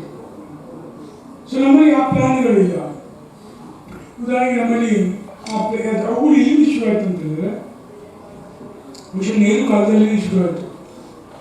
ನೆಹರು ದೊಡ್ಡ ದೊಡ್ಡ ಅಣೆಕಟ್ಟುಗಳನ್ನು ಕಟ್ಟಿಸಿದ್ರು. ನಾನು call them as symbols of modernity ಅಂತೇಳಿ, temples of modernity, temples of modern India ಅಂತ ಕಂಡ್ರು. ಬಟ್ ಅವರಿಗೆ ಸಣ್ಣ ಸಣ್ಣ ಯಾವುದು ಅಣೆಕಟ್ಟುಗಳ ಪರಿಕಲ್ಪನೆಗಳು ಬರಲಿಲ್ಲ. ಅದು ದೊಡ್ಡ ಅಣೆಕಟ್ಟುಗಳು ಮುಳುಗಡೆ ಮಾಡುವಂಥ ಸಂಖ್ಯೆ ಅತಿ ಹೆಚ್ಚು, ನಿರಾಶ್ರಿತನಾಗಿ ಮಾಡುವಂಥ ಸಂಖ್ಯೆ ಕೂಡ ಅತಿ ಹೆಚ್ಚು. ಚಿಕ್ಕ ಪುಟ್ಟ ಅಣೆಕಟ್ಟುಗಳು ಇದರ ವಿರುದ್ಧವಾಗಿರುವಂಥವು. ಅದಕ್ಕೆ ಕೈಗಾರಿಕರಣ ಆಗುವಂಥ ಸಂದರ್ಭದಲ್ಲಿ ಒಂದು ಏನಂದರೆ 1947 ನಂತರ ನಾವು ಯಾರು ಗಾಂಧಿನೂ ಕೇಳಲಿಲ್ಲ, ಗಾಂಧಿಯ ಮಾತನ್ನು ಕೇಳಲಿಲ್ಲ. ನಾವೆಲ್ಲರೂ ಕೂಡ ರಷ್ಯನ್ ಮಾಡೆಲನ್ನು ಒಪ್ಪಿದ್ದೀವಿ. ಸೋಷಿಯಲಿಸಮ್ ಬರುವಾಗ ರಷ್ಯನ್ ಮಾಡೆಲ್ ತಗೊಂಡು ಅದಕ್ಕೆ ಏನಿತ್ತು, ನಮ್ಮಲ್ಲಿ ಅಭಿವೃದ್ಧಿಯ ಅನುಭಿವೃದ್ಧಿ ಆಯಿತು. Development of under development. ಅನುಭಿವೃದ್ಧಿ ಅಂದರೆ ಅನ್ಇವನ್ ಡೆವಲಪ್ಮೆಂಟ್. ಪಂಜಾಬ್ ಡೆವಲಪ್ ಆಯಿತು, ಹರಿಯಾಣ ಡೆವಲಪ್ ಆಯಿತು, ಕರ್ನಾಟಕ ಡೆವಲಪ್ ಆಯಿತು. ಅದರೊಟ್ಟಿಗೆ ಬೇರೆ ಸ್ಥಳಗಳು ಅನಭಿವೃದ್ಧಿಗೊಳ್ಳುತ್ತಾ ಹೋಯಿತು. ಈ ಫ್ಯಾಕ್ಟ್ರಿ ಆಯಿತು, ಅದು ಈ ಒಂದು ಸೆಕ್ಟರ್ಗಳಿಗೆ ಕೂಡ ಹರಡಿತು. ನಾವು ಫಸ್ಟ್ ಅಥವಾ ಸೆಕೆಂಡ್ ಏನು ಹೇಳಬೇಕು, ಅದು ಇಂಡಸ್ಟ್ರಿಯಲ್ ಸೆಕ್ಟರ್ಗೆ ನಾವು ಒತ್ತು ಕೊಟ್ಟುಬಿಟ್ಟು ನಾವು ಇಂಡಸ್ಟ್ರಿಯಲ್ ಟರ್ಷಿಯರಿ ಮತ್ತು ಅಗ್ರಿಕಲ್ಚರ್ ಸೆಕ್ಟರ್ನ ಹೇಳ್ತಾರೆ ಬ್ಯಾಲೆನ್ಸ್ ಅನ್ನು ಇಟ್ಕೊಳ್ಳಿಲ್ಲ. ಅದನ್ನು ಇಟ್ಕೊಳ್ತಿದ್ರೆ ಬಹುಶಃ ನಮ್ಮಲ್ಲಿ ಒಂದು ರೀತಿಯ ಸಮಾನ ಅಭಿವೃದ್ಧಿ ಆಗ್ತಿತ್ತು. ನಮ್ಮಲ್ಲಿ ಇದು ಉದ್ಯೋಗಕ್ಕೆ ಸೀಮಿತವಾಗಿರುವಂಥ ಕೈಗಾರಿಕೆಗಳ ಬೆಳವಣಿಗೆ ಆಗ್ತಿತ್ತು. ನಮ್ಮಲ್ಲಿ ಮಾಡಿಲ್ಲ. ಒಂದು ಆರ್ಗ್ಯುಮೆಂಟ್ ಇತ್ತು, ನೀವು ಇಂಡಸ್ಟ್ರಿಯಲೈಸೇಷನ್ ಮಾಡೋ ಹೊತ್ತಿಗೆ ಅವರ ಸೋಷಿಯಲಿಸಮ್ ಮತ್ತು ಇಂಡಸ್ಟ್ರಿಯಲೈಸೇಷನ್ ಅದು ಒಟ್ಟುಗೂಟಿಗೆ ಹೋಯಿತು. ಗಾಯತ್ರಿ ಪ್ರಭಾತ್ ಚಕ್ರವರ್ತಿ ಅಂತ ವ್ಯಕ್ತಿ ಅವರು ನಮ್ಮ ಸಮಾಜವಾದವನ್ನು ನಾಲ್ಕನೇ ಸಮಾಜವಾದವಂತ ಕೆರೆದುಬಿಟ್ರು. ಒಂದು ರೂಪಿಯ ಸಮಾಜವಾದವಲ್ಲ. ಜಾಗತೀಕರಣ ಏನು ಮಾಡ್ತಿದ್ದು, ಇದೇ ರೀತಿಯ ಟ್ರೆಂಡನ್ನು ಕ್ರಿಯೇಟ್ ಮಾಡ್ತಾ ಇರೋದು. ಅದು ಒಂದೇ ಒಂದು ಎಕ್ಸೆಪ್ಷನ್ ಅಂದರೆ ಅದು ಕ್ಯಾಪಿಟಲಿಸಮ್ಗೆ ಒತ್ತು ಕೊಟ್ಟಿತ್ತು. Capitalism never bothered about the absorption of the local population. Capitalism was, concerned about its own profit, multiplying its capital. ಅದಕ್ಕೆ ಹ್ಯೂಜ್ ಗ್ಯಾಪ್ ಡೆವಲಪ್ ಆಯಿತು. ಬ್ಯಾಂಗ್ಳೂರಿನಲ್ಲಿನೇ ನಿಮಗೆ ಸ್ಟಾರ್ ಹೋಟೆಲ್ನ ಪಕ್ಕದಲ್ಲಿ ಸ್ಲಮ್ ಏರಿಯಾಗಳು ಸಿಗ್ತವೆ. ಇದೆಂಥ ಪ್ಯಾರಡಾಕ್ಸಿಕಲ್ situation where you have two things coexisting simultaneously. ಅವನ ಜಾಗವನ್ನು ಮಾರಿ ಅದೇ 5 ಸ್ಟಾರ್ ಹೋಟೆಲ್ನಲ್ಲಿ ಸೆಕ್ಯೂರಿಟಿ ಕೆಲಸ ಮಾಡಬೇಕಾಗುತ್ತೆ. ಅವನಿಗೆ ಬೇರೆ ಜಾಬ್ಗಳನ್ನು ಕೊಡುವುದಿಲ್ಲ. ಸ್ಕಿಲ್ ಲೇಬರ್ಗಳು ಅವನಿಗೆ ಇರಲಿಲ್ಲ. ಆದ ಕಾರಣ is out of the job market. So ನಮಗೆ ಆದ ಕಾರಣ ಒಂದು ಪ್ಯಾರಾಡೈಮ್ ಶಿಫ್ಟ್ ಬೇಕಾಗಿದೆ. ಡೆವಲಪ್ಮೆಂಟಲ್ಲಿ ಒಂದು ಪ್ಯಾರಾಡೈಮ್ ಶಿಫ್ಟ್ ಬೇಕಾಗಿದೆ. That paradigm shift has to balance the development and the absorption. ಇಲ್ಲಾಂದ್ರೆ ಈ ಹ್ಯೂಜ್ ಗ್ಯಾಪ್ ಏನಿದೆ ಅದು ಬೆಳೀತಾ ಹೋಗ್ತದೆ. ಇಲ್ಲಿಂದ ಡಿಗ್ರಿ ಮಾಡ್ಕೊಂಡು ಹೋಗುವ ಹುಡುಗರು ಕೆಲಸ ಇಲ್ಲಂದ್ರೆ ಏನು ಮಾಡಿ ಕೊನೆಗೆ? ದಟ್ಸ್ ಎ ಡೇಂಜರಸ್ ಪ್ರಪೋಸಿಷನ್ ಕೂಡ ಇದೆ. ಅದಕ್ಕೆ we need to humanize this globalization. Tame this globalization ನಾವು tame ಮಾಡಬೇಕು. ಆಗ ಮಾತ್ರ I think the deep crisis that the young people are facing, or the farmers are facing, would come down. Thank you. Sir, I am Hussein from MBA Agribusiness student. Where so? MBA Agribusiness. Okay. I have one small doubt. So you now gave a good speech about the drawbacks of globalization. I am asking you, what happened if we stop globalization permanently in India? Nothing will stop you from, like the Chinese model you can adopt. Okay. China adopted what is called the bamboo block kind of thing. Bamboo curtain. It's called the bamboo curtain.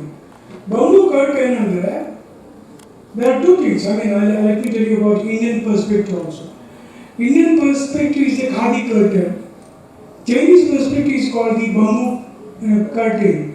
Bamboo curtain it's not the physical bamboo. It's the ideological bamboo. Bamboo culture ಅಂದರೆ you are not supposed to negotiate with the Western developed countries unless and until you grow to a certain extent. ಅಭಿವೃದ್ಧಿ ಎಲ್ಲಿ ತನಕ ಆಗುತ್ತೆ ಒಂದು ಹಂತ ತನಕ ಆದ ಮೇಲೆ ನೀವು ನಿಮ್ಮ ಎಕಾನಮಿ ಓಪನ್ ಮಾಡಿ you can negotiate with the other countries. So ಅದೇ ಕಾರಣ 72 ನಂತರ up till then they were a close economy ಇಲ್ಲಿ ಕೂಡ ಹೋಗಲಿಲ್ಲ. ತದನಂತರ they started ನೆಗೋಷಿಯೇಟಿಂಗ್.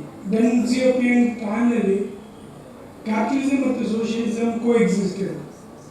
Socialist market that came into practice.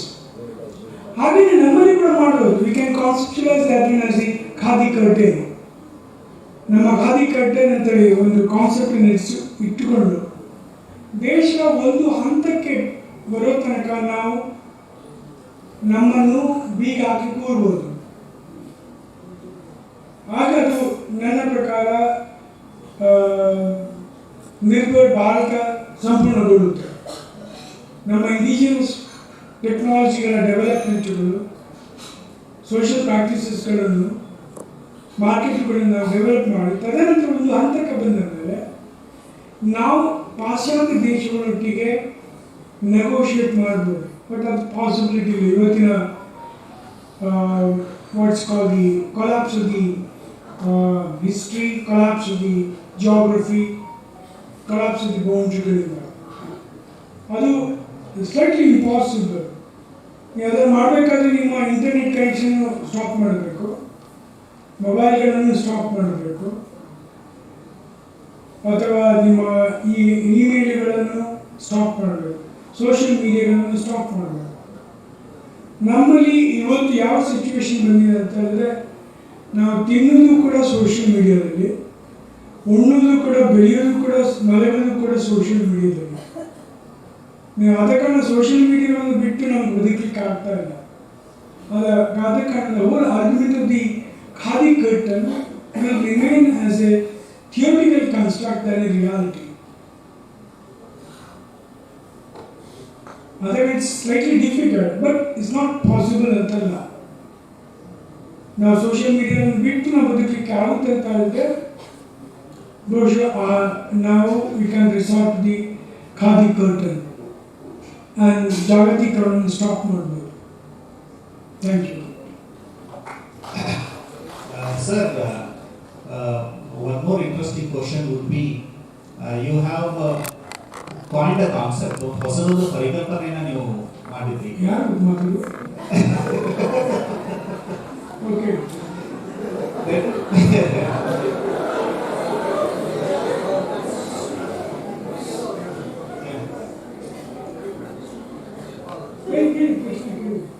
ಆ ಪ್ರೊಡಕ್ಟಿವ್ ಫೋರ್ಸಸ್ಗಳ ರಿಲೇಶನ್ಶಿಪ್ ಅಲ್ಲಿ ದಲಿತ್ ಕ್ಯಾಪಿಟಲಿಸಮ್ ಅಂತಕ್ಕಂಥದ್ದನ್ನು ಕೂಡ ಒಂದು ಕಾನ್ಸೆಪ್ಟ್ ಬಗ್ಗೆ ನೀವು ಬರೆದಿದ್ದೀರಿ. ಆ ದಲಿತ್ ಕ್ಯಾಪಿಟಲಿಸಮ್ ಬಗ್ಗೆ ಸ್ವಲ್ಪ ಎಕ್ಸ್ಪ್ಲೈನ್ ಮಾಡಿದ್ರೆ, how under the weight of the globalisation the vulnerability of the people will be, ಹೇಗೆ ಅದು ಮ್ಯಾಕ್ಸಿಮೈಸ್ ಆಗ್ತಾ ಹೋಗುತ್ತೆ, how it can be minimised ಅನ್ನೋದು ಒಂದು ಕ್ವಶನ್. ಆಮೇಲೆ ಎರಡನೇದು, even there are students from Christu Jayanti College. There are students. Capitalism as of date, it's slightly difficult, but at the same time it's possible. The Dalit chambers of commerce building there. But by and large, the Dalit capitalism is like the black capitalism. ಅದು ಒಂದು formidable capitalism ಆಗಿ develop ಆಗ್ಬೋದು ಅಂತ ಒಂದು ಸಮಸ್ಯೆ ಇದೆ. Like agrarian capitalism ಥರ, ಬೇರೆ ಸೋಷಿಯಲ್ ಕ್ಯಾಪಿಟಲಿಸಮ್ ಥರ ಇದು ಡೆವಲಪ್ ಆಗ್ಬೋದು ಅಂತ. ನನ್ನ ಪ್ರಕಾರ ಇವತ್ತು ಕೂಡ ದಲಿತ್ ಕ್ಯಾಪಿಟಲಿಸಮ್ ಅಷ್ಟು ಸ್ಟ್ರಾಂಗ್ ಆಗಿ ಯಾಕೆ ಬೆಳೆದಿಲ್ಲ ಅಂದರೆ ಒಂದು ಸ್ಟ್ರಕ್ಚರಲ್ ಕನ್ಸ್ಟ್ರೇನ್ ಇದೆ. For example,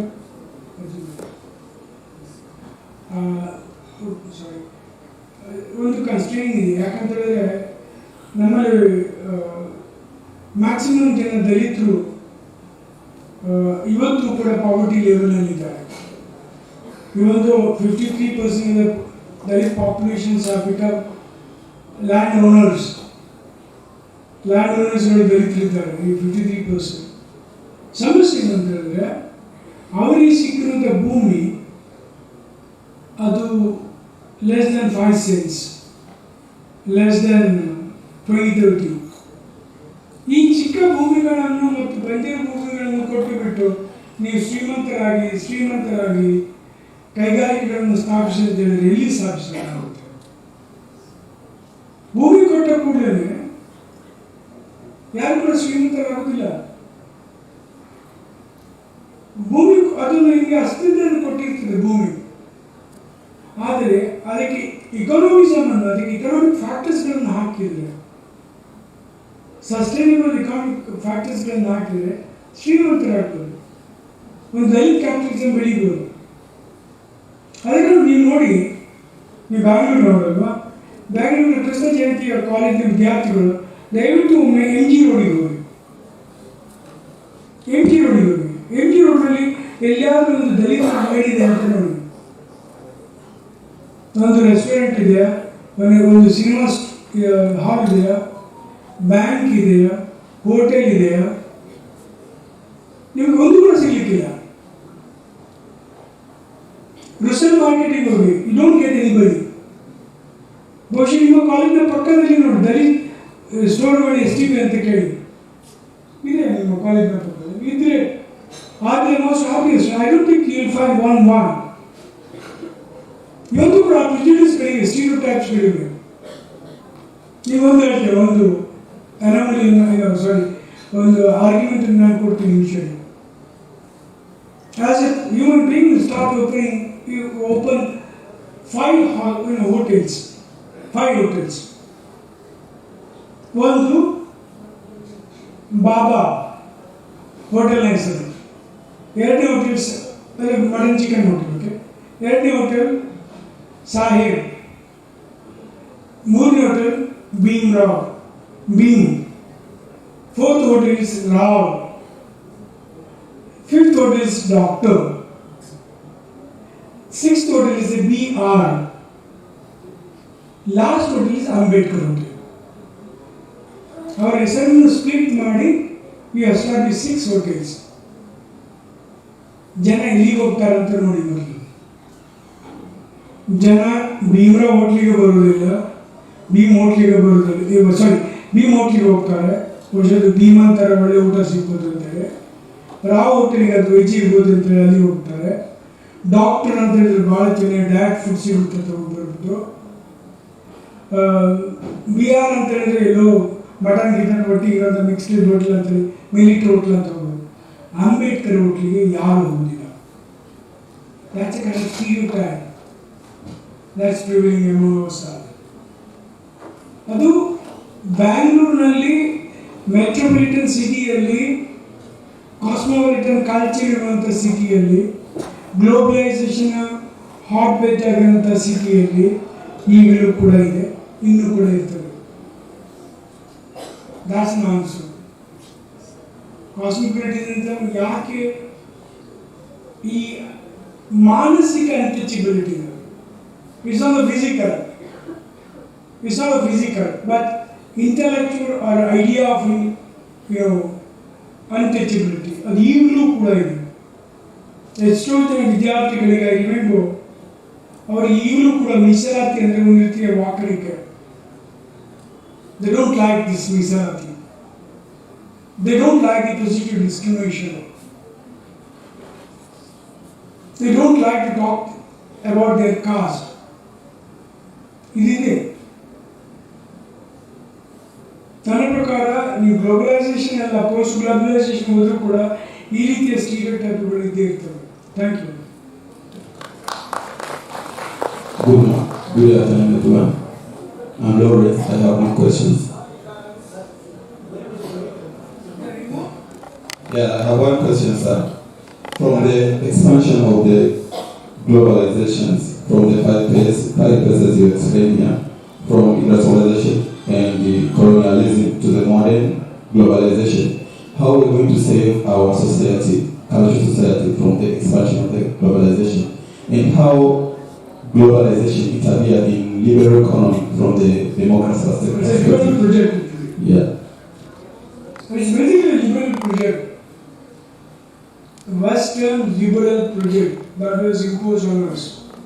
Globalization. Okay, sir. So how it is intervened in democracy, globalization that intervened in democracy? Democracy? Yes. Globalization supports this democracy.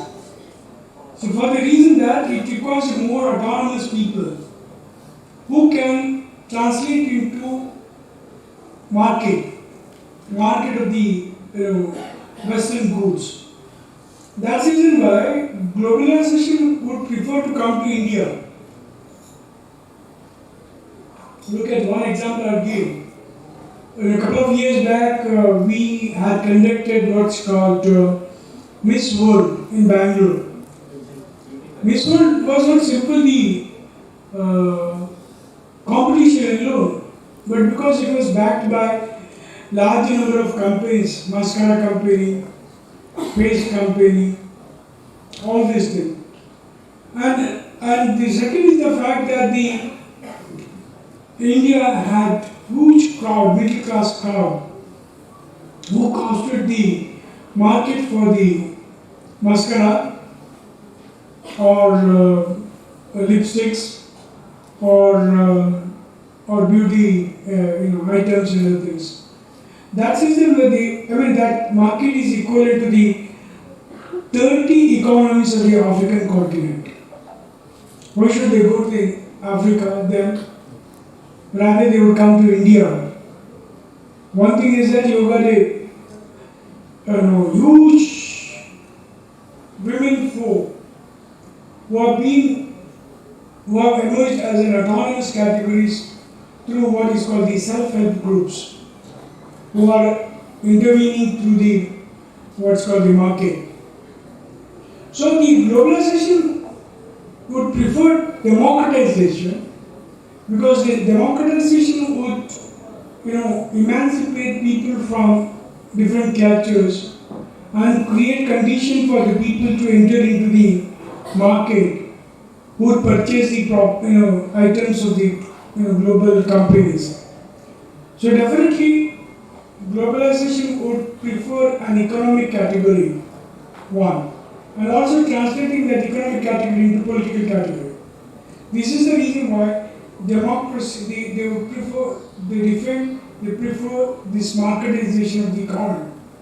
They prefer the political democracy. So in the absence of the political democracy, they will find it extremely difficult to intervene. Now basically, who support this globalization? It's supported by the World Bank, World Trade Organization and the IMF. Okay, that's one thing. The second is that the global capitals. So they need the market. They need a political atmosphere which is calm and which is peaceful, which would allow these categories to enter into it and to do the business. So democracy is not simply the political issue for them. Democracy is meant for the economic issues, primarily. Tomorrow they will come to your country. So, okay? Okay, sir. So I have a last question. From the perspective of culture, of our culture, as you see, globalization is affecting our culture most. So what are we going to do? Yes, definitely they'll come to, they'll create what is called the homogenization of the culture, which is also called the McDonaldization of the culture. So it creates a uniform culture.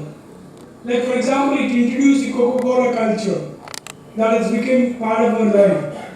If you come to the coastal belt of South Kerala, my own district, where Coca-Cola and biryani, they go together.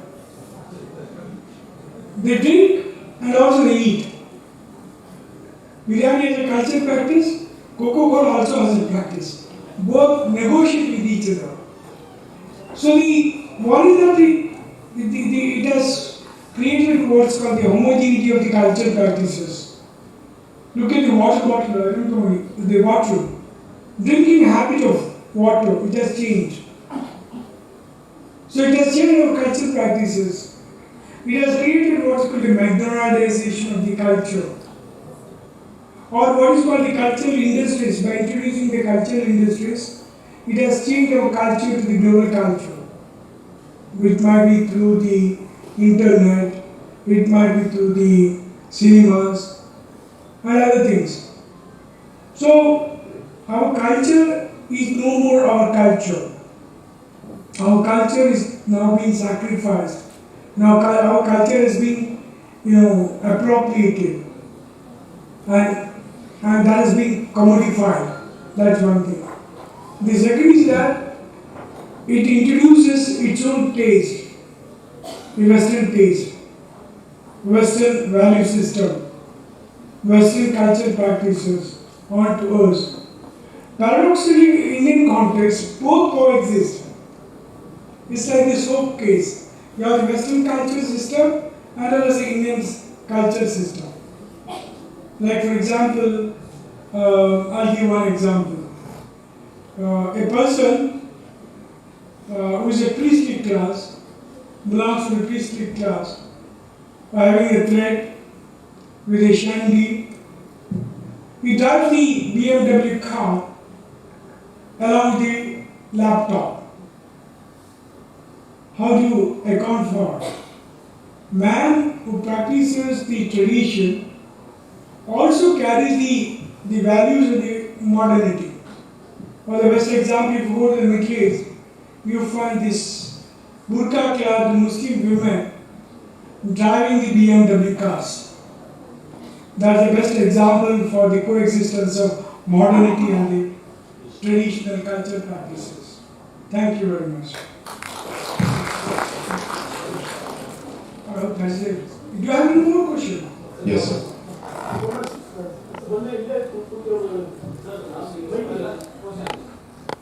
ಕೇಳಿ ನನಗೇನು ಸಮಸ್ಯೆ ಇಲ್ಲ ನನಗೆ ಅಲ್ಲಿ ಫೈಲಿಗಳಿಗೆ ಸಮಸ್ಯೆ ಇರೋದು ಅಷ್ಟೇ. Good afternoon, sir. I'm Alan from the Department of Political Science, Sociological College. So I have a question. So you have explained about how globalization came out as a response to the collapse of the USSR and the socialization patterns that they followed. Now, sir, in the current situation, we are facing an impending food crisis, an energy crisis, and several other crises that mirror the conditions of Soviet Russia and socialistic countries. How do we rely on globalization as a response to that, or impending crisis as well in the future, or are we looking at any the World Bank, IMF, are they looking at any alternatives for this as well? Look at, we are in a situation of binary oppositions.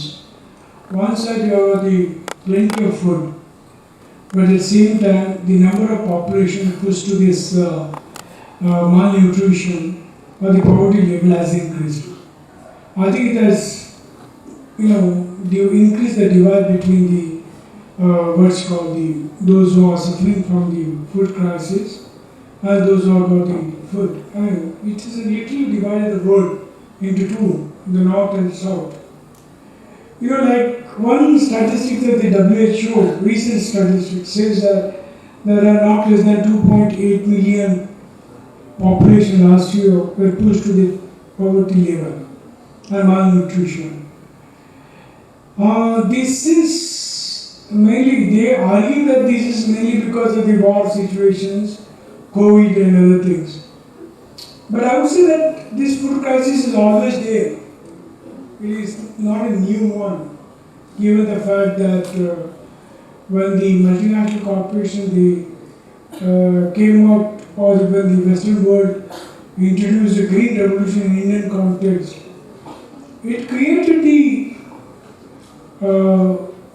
one side the situation of more food, but at the same time it also created the situation of the deprivation of the food to the nutritional food to the Dalit and other communities. Like one example I usually quote is that there are reports of people dying because of the hunger. Best example is the at the time of the Green Revolution. We have the example of Kala Handi in Orissa.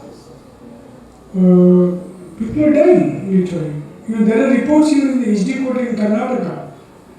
Travellers were dying. I remember when I was the High Court chairman, I went to a particular Hadi, and that time I found nearly 13 people, 13. They were sitting idle outside the house, and I asked them about their food. They said that they have not taken the food for the last 1 week. They were living on ganji, porridge, for 1 week. Imagine, when asked about whether they are in the poverty, they have been given the what's called the document with regard to the poverty line and things. They said that we don't know anything about all these things. And I went to village accountant to find out whether they are in the list, poverty list. He said no. I asked why. That time he said that they are not attending to the Gram Sabha meeting and other things. Then I said that next year they will be behind bars. He will be behind bars if their names are not in the included in the poverty list. What I am trying to say that in the midst of plenty, we have the deprivation. Hundreds and hundreds of population have been deprived of the necessary food, the basic food. And that has created the binary opposition and the deep crisis in the Indian economy and the global world. Food crisis is very much there, even though the argument that there is enough food. But for whom? Enough food for the Western world. They are the ones who are eating more amount of energy at the cost of us. Like for example, they consume more energy in terms of the electricity, in terms of the calories, in terms of the life. They enjoy the life. But who are the victims of that? Victims for their lifestyle. Our plants, for example, like the tissue papers. Where do we get the tissue papers? We get the tissue papers from after destroying the forest. Amazon forest, we destroy the Amazon forest. Where do you get this water? They get the water from third world countries, including the North Pole. Dushani company brings in. They exploit the natural resources of the third world country, developing country. Where you get the iron for creating electric goods, or what is it called, the cars and other things. They get it from the African continent. Nickel, where do you get the nickel? They are from the tribal areas. See, for the purpose of their energy, for the purpose of their living, we are sacrificing our land, we are sacrificing our soil, or forest, or the forest product, or agriculture produce, all these things. That's the reason why we have remained backward. We have remained what's called the dependent economy. We have converted ourselves into a fourth world. And the first world always enjoys these benefits at our cost. Similarly is the case with the food. There was enough food, but we face the food crisis. That's the paradox of the growth. Thank you very much. Thank you, sir. Next, I request, sir, I think interaction is already over, and sir has given convincing answers to all of us. Sir has really delved deep into the various dimensions of the globalization. So I request Kampera, Rekha to continue the program. ಜಾಗತೀಕರಣದ ಪ್ರತಿಪಾದನೆಯಲ್ಲಿ ಭಾರತದ ಪಾತ್ರದೊಂದಿಗೆ ಹಲವು ಉದಾಹರಣೆಗಳನ್ನು ನೀಡಿ ವಿವಿಧ ದೇಶಗಳ ವಿಷಯ ವಸ್ತುಗಳ ವಿಮರ್ಶೆಯನ್ನ ಉಪನ್ಯಾಸಕರು ತುಂಬಾ ಸುಂದರವಾಗಿ ಚಿತ್ರಿಸಿಕೊಟ್ಟಿದ್ದಾರೆ. ಧನ್ಯವಾದಗಳು ಸರ್.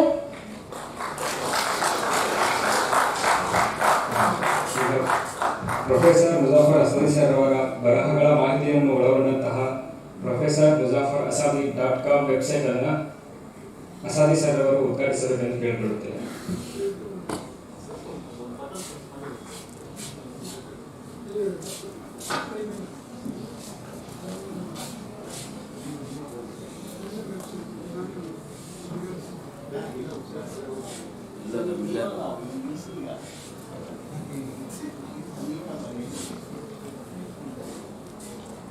Hello sir.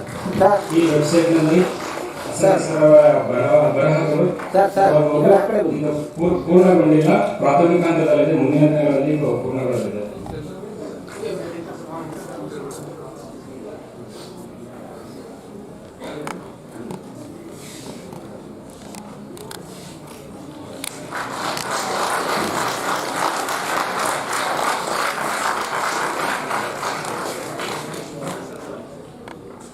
ಇವರೇ ನಿಮಿಷ ಫೋಟೋ ತೆಗೆದು ನಿಮಗೆ ಲೈವ್ ಹೋಗ್ತಾ ಇದೆ ಫೋಟೋ ನೋಡಿ sir.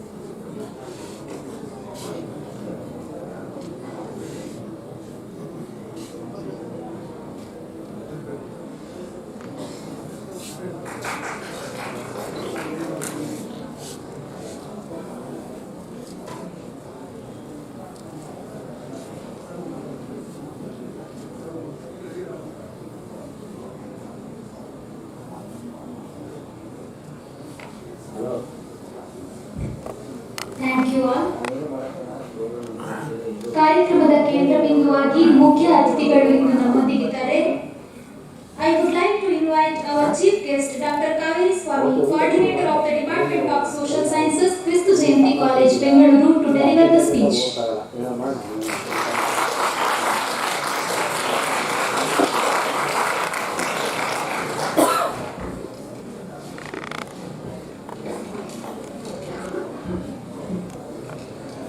Thank you, Rekha. Respected Professor Muzaffar Asadi, Honorable Vice Chancellor, University of Mysore, Professor Krishna Ombad, Professor Ramchandrappa, Dr. Somshekhar, Professor Praveen, Dr. Chandrika, Dr. Dikshit Kumar, staff and students of University of Mysore, and my dear Jayantians. Knowledge is about a constant process of learning. We may have finished our studies today, but this process of learning can never end. So, we must continue to use our knowledge to change the world that we are currently in. And that again must never stop. Good afternoon. I feel nostalgic, honored and privileged to be here this afternoon for the special lecture titled Agenda and Perspectives of Globalization, organized by the Department of Political Science and Public Administration, University of Mysore. Globalization, sir, has given a lot of information about the socio-political and economic aspect. Now I'm going to give another perspective of the globalization. So globalization refers to widening, deepening and speeding up the global interconnection. So Swedish journalist Thomas Lasson, in his book The Race of the Top, the real story of globalization, states that globalization is a process of world shrinkage, of distance getting shorter, things moving closer, it pertains up of increasing case with which somebody on one side of the world can interact to the mutual benefit with somebody on the other side of the world. This statement aptly fits in the case of this prestigious institution on one side and including the institution Christo Jayanti College on the other side. Confucius told us thousands of years ago is why we entered university and institutions of learning, to hold or to serve. True knowledge is really about serving others. We have to ask ourselves each and every day, what did we do with the knowledge that we have learned? Did we use it for a better the lives of others, or did we selfishly hold it to ourselves? And that responsibility, the oneness of that lies with us. To be honest, I felt that our Honorable Vice Chancellor, Professor Muzaffar Asadi and Professor Krishna Hombal served us with their knowledge. Thank you, professors, for giving the opportunity for our students to be the part of this enriching session. I would also like to thank the motto, or take the motto of the school entrance of Malala Foundation was enter to learn, exit to serve. We entered this prestigious institution to learn and now we exit to serve. On this great day, I would like to congratulate Dr. Chandrika for representing India in a bicentennial of Brazilian independence. Happy congratulations. Sir, with your permission, I would like to take few moments to introduce both the institutions. The University of Mysore was established on 27th July 1916. It is the 6th oldest in the country and the first in the state of Karnataka. Also, in a sense of British India, the university was founded as a result of efforts of the benevolent and visionary Maharaja of the erstwhile princely state of Mysore, His Highness Sri Nalvadi Krishnaraj Wadiyar, 1984 to 1940, and then the Diwan Sir M. Vishveshwaraya. It was the first university to be accredited by NAC in 2000 with 5-star status. Congratulations to the university. The university is now ranked 19th in India ranking in 2021 NRF MHRD, Government of India. The University of Mysore celebrated its centenary in 2015-16. So it is our great pleasure to be part of this university, at least for a small time. Thank you, Krishna sir, for giving us an opportunity to visit your campus and listen to such stalwarts. Talking about Christo Jayanti College, our institution was founded in 1999. It is run by Bodhiniketan Trust. Our college is affiliated to Bangalore North University and re-accredited with A++ grade with 3.78 out of 4 by NAC in the third cycle of accreditation in 2021. The college is recognized by UGC under the category of 2F and 12B. The college functions as an autonomous institution since 2013, sanctioned by the University Grant Commission, Government of Karnataka and Bangalore University. The college had a humble beginning with just 9 students, 3 faculty members, and now it has increased to 33 UG programs, 17 PG programs. We have 10,000 plus students. The college has 4 recognized research centers in the field of biotechnology, commerce, psychology, and management. On behalf of the Christo Jayanti College and Reverend Father Dr. Augustine George, once again I thank Professor Muzaffar Azadi, Honorable Vice Chancellor, University of Mysore, Professor Krishna Hombal, Professor Ramchandrappa, Dr. Somshekhar, Professor Praveen, Dr. Chandrika, Dr. Dikshit Kumar, staff, and students of University of Mysore, and my dear Jayantians. Thank you, I remain.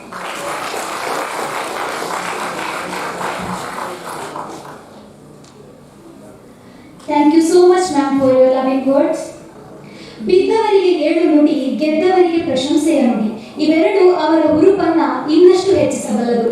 ನಮ್ಮ ವಿಭಾಗದ ಮುಖ್ಯಸ್ಥರಾಗಿ ಇದೀಗ ವಿಶ್ವವಿದ್ಯಾನಿಲಯದ ನೂತನ ಕುಲಪತಿಗಳಾಗಿ ನೇಮಕಗೊಂಡಿರುವ professor ಮುಜಾಫರ್ H ಅಸಾದಿ ಅವರಿಗೆ, ಕಾರ್ಯಕ್ರಮದ ಮುಖ್ಯ ಅತಿಥಿಯಾಗಿರುವ doctor Kaveri ಸ್ವಾಮಿ ಅವರಿಗೆ, ವಿಭಾಗದ ಹಿರಿಯ ಉಪನ್ಯಾಸಕರಾಗಿರುವ ಪ್ರೊಫೆಸರ್ ಜಿಟಿ ರಾಮಚಂದ್ರಪ್ಪ ಅವರಿಗೆ ಮತ್ತು ನಮ್ಮ ವಿಭಾಗಕ್ಕೆ ಹೆಮ್ಮೆಯಾಗಿರುವ ಡಾಕ್ಟರ್ ಚಂದ್ರಿಕಾ ಮ್ಯಾಮ್ ಇವರೆಲ್ಲರಿಗೂ ಇದೀಗ ಅಭಿನಂದನಾ ಸಮಾರಂಭ. ಈ ಕಾರ್ಯಕ್ರಮವನ್ನು ನಡೆಸಿಕೊಡಬೇಕಾಗಿ ಪ್ರಾಧ್ಯಾಪಕಿ ಧನುಜಾ ಇವರಲ್ಲಿ ವಿನಂತಿಸಿಕೊಳ್ಳುತ್ತೇನೆ.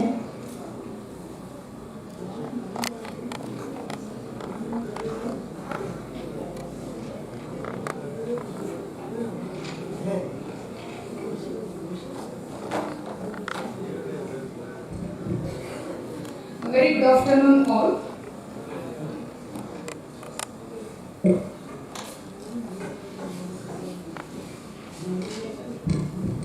Thank you for giving me this opportunity, and our beloved Honorable Vice Chancellor of University of Mysore, Professor Muzaffar Azadi sir, he was born on 24th August 1961 at Shirva in Udupi district of Karnataka. He passed his MA in Political Science from the Mangalore University in 1985. He got his MPhil and PhD degrees from the Jawaharlal Nehru University in 1987 and 1992 respectively. He completed his postdoctorate from the Chicago University in 1997. Sir has started his career as a lecturer in Mangalore University from 1989 to 1991. He appointed as a reader of University of Mysore in 1994. Then Sir has promoted as a professor of political science from 2002 till now. Sir has teaching experience of 34 years and he has published nearly 144 articles in various state, national and international journals. He has also presented more than 315 papers in a state level, national level seminars, and Sir also presented 40 papers in various international conferences. He also visited different countries across the world such as USA, Iran, Australia, Netherlands, China, Nepal, etc. He has served as a special officer of Raichur University from 2018 to 2020. Sir has worked as a chairman of Department of Studies in Political Science, Trials, and he served as a director in both the departments of Gandhi Bhavan and Center for the Study of Social Inclusion and Exclusive Policy of University of Mysore.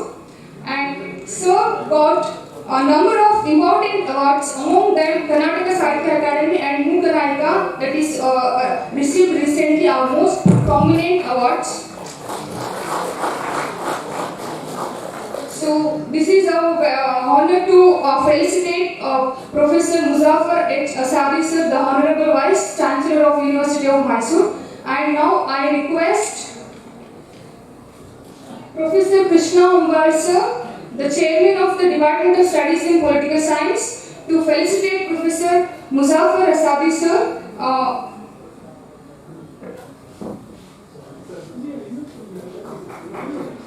I also request all the dignitaries to join this precious event.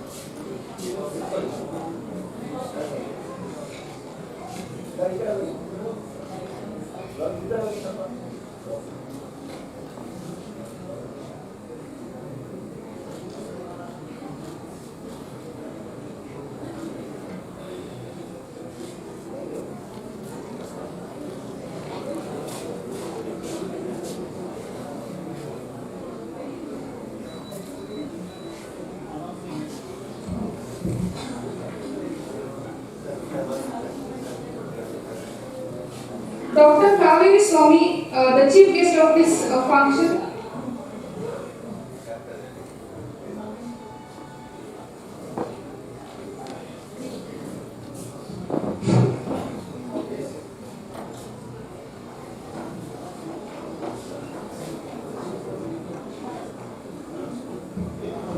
Crystal Jayanti College ಇಂದ Professor Muzaffar Asadi ಸರ್ಗೆ memento present ಮಾಡ್ತಾ ಇದ್ದಾರೆ. Please claps ಮಾಡಬೇಕು.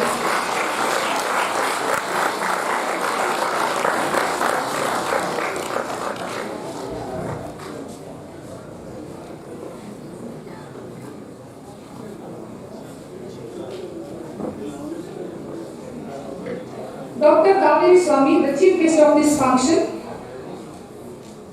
She has completed her BA from Bangalore University in 1996. She got her MA in Political Science from the same university and got second rank in 1998. She completed her MPhil from Madurai Kamraj University of Madurai in 2008. She also pursued her PhD degree from the same University of Madurai in 2012. She has done so many additional certificate courses for her academic department, and she has 22 years of teaching experiences. She has published 7 books which are highly helpful for the graduate students in Bangalore University, and she has published various articles in reputed journals. She also presented papers in various state, national and international level seminars. And currently she is working as a coordinator of Department of Social Science in Crystal Jayanti College, Bangalore.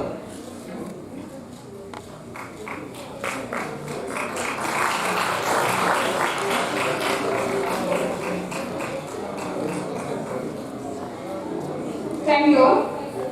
Professor G.T. Ramachandrappa. He was born in Madadaripura of Chitradurga district of July 1960. He passed MA in Political Science from the University of Mysore in 1992. He got PhD from the University of Mysore in 1998. He reported duty as a reader in 2003 and retired as a professor recently. And he has served the department in various capacities, including chairman of DOS, BOS, and BOE. He has successfully completed research project, and he also rendered commendable service in the department and contributed to the academic progress of innumerable students. And he successfully guided 25 candidates for PhD. And currently there are 10 candidates are working under his supervision as a research scholars. And as a token of gratitude, love, and respect, we are delighted to felicitate you, sir, on this great occasion.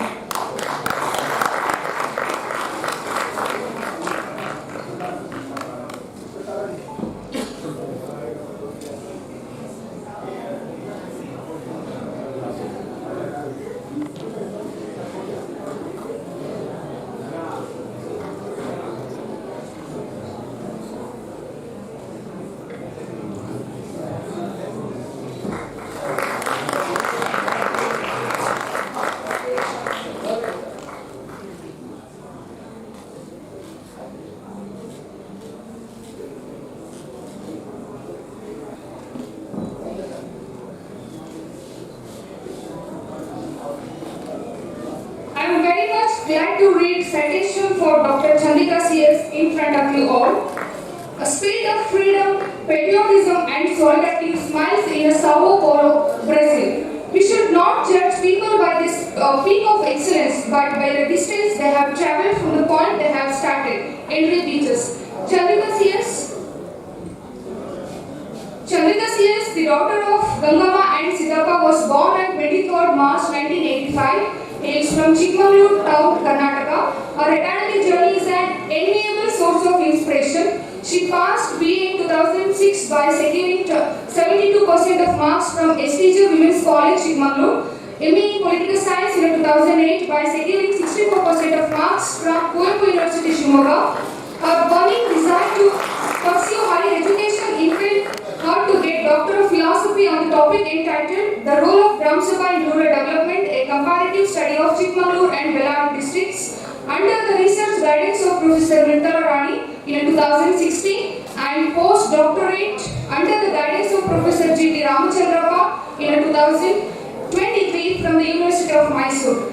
Dr. Chandrika CS has presented her papers in national and international seminars and conferences and published them in reputed journals.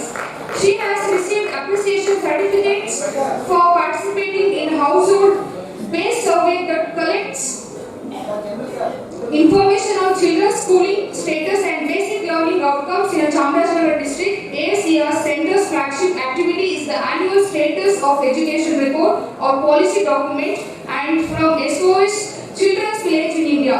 Dr. Chandrika CS sponsored and organized the state-level seminar on 3 decades of Panchayati Raj institutions in India review on the occasion of 30th Panchayati Raj Day on 25th April 2022. To top it all, Dr. Chandrika CS represented India and won appreciation from the scholars for illuminating on rich cultural and intellectual heritage and anti-colonial struggles of India and Brazil in the bicentennial of the Brazilian Independence International Conference organized by School of Advanced Science, University of Sao Paulo, Brazil from 6 to 15 February 2023. Here, hence the Department of Studies in both Political Science and Public Administration, University of Mysore, are deeply delighted to honor Dr. Chandrika CS for her commendable contribution to the field of knowledge and to the elevation of the department and University of Mysore.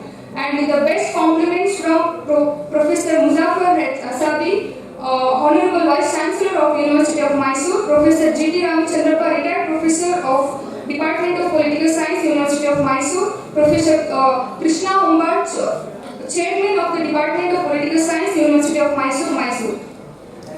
Thank you all.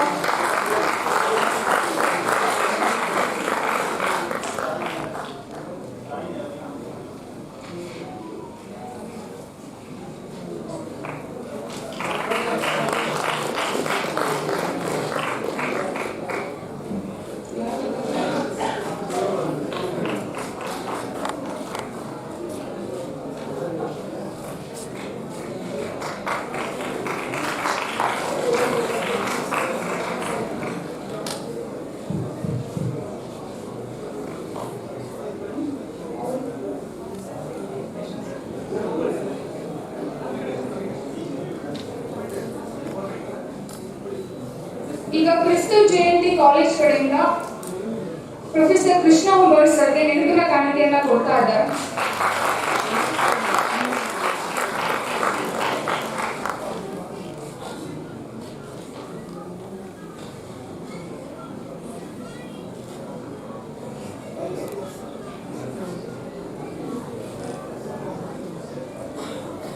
Thank you all.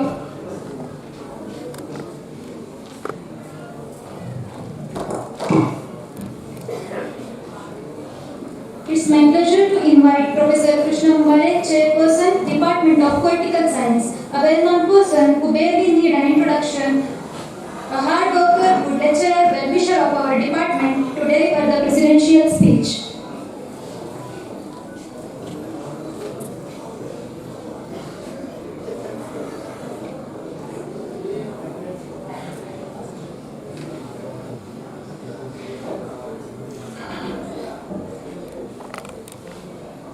Good afternoon to everybody.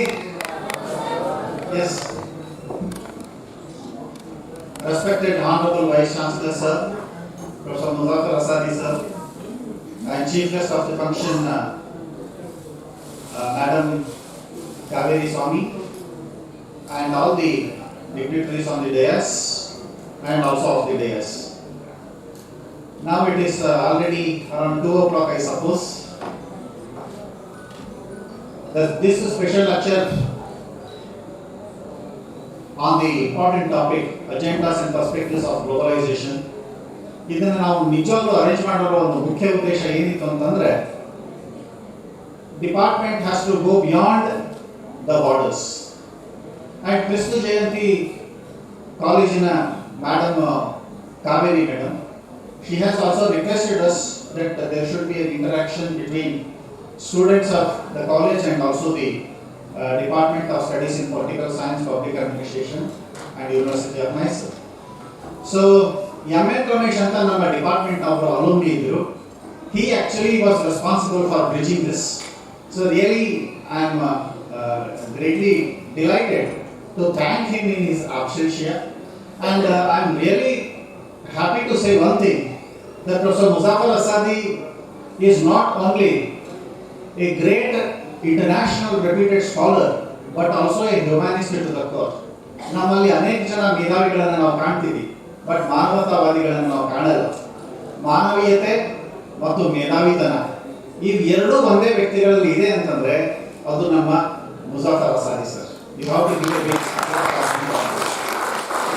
So ಜಾಗತೀಕರಣದ ಬಗ್ಗೆ ಅವರು ಸಾಕಷ್ಟು ಬರೆದಿದ್ದಾರೆ, ಸಾಕಷ್ಟು ಚಿಂತನ ಮಂಥನ ಮಾಡಿದ್ದಾರೆ.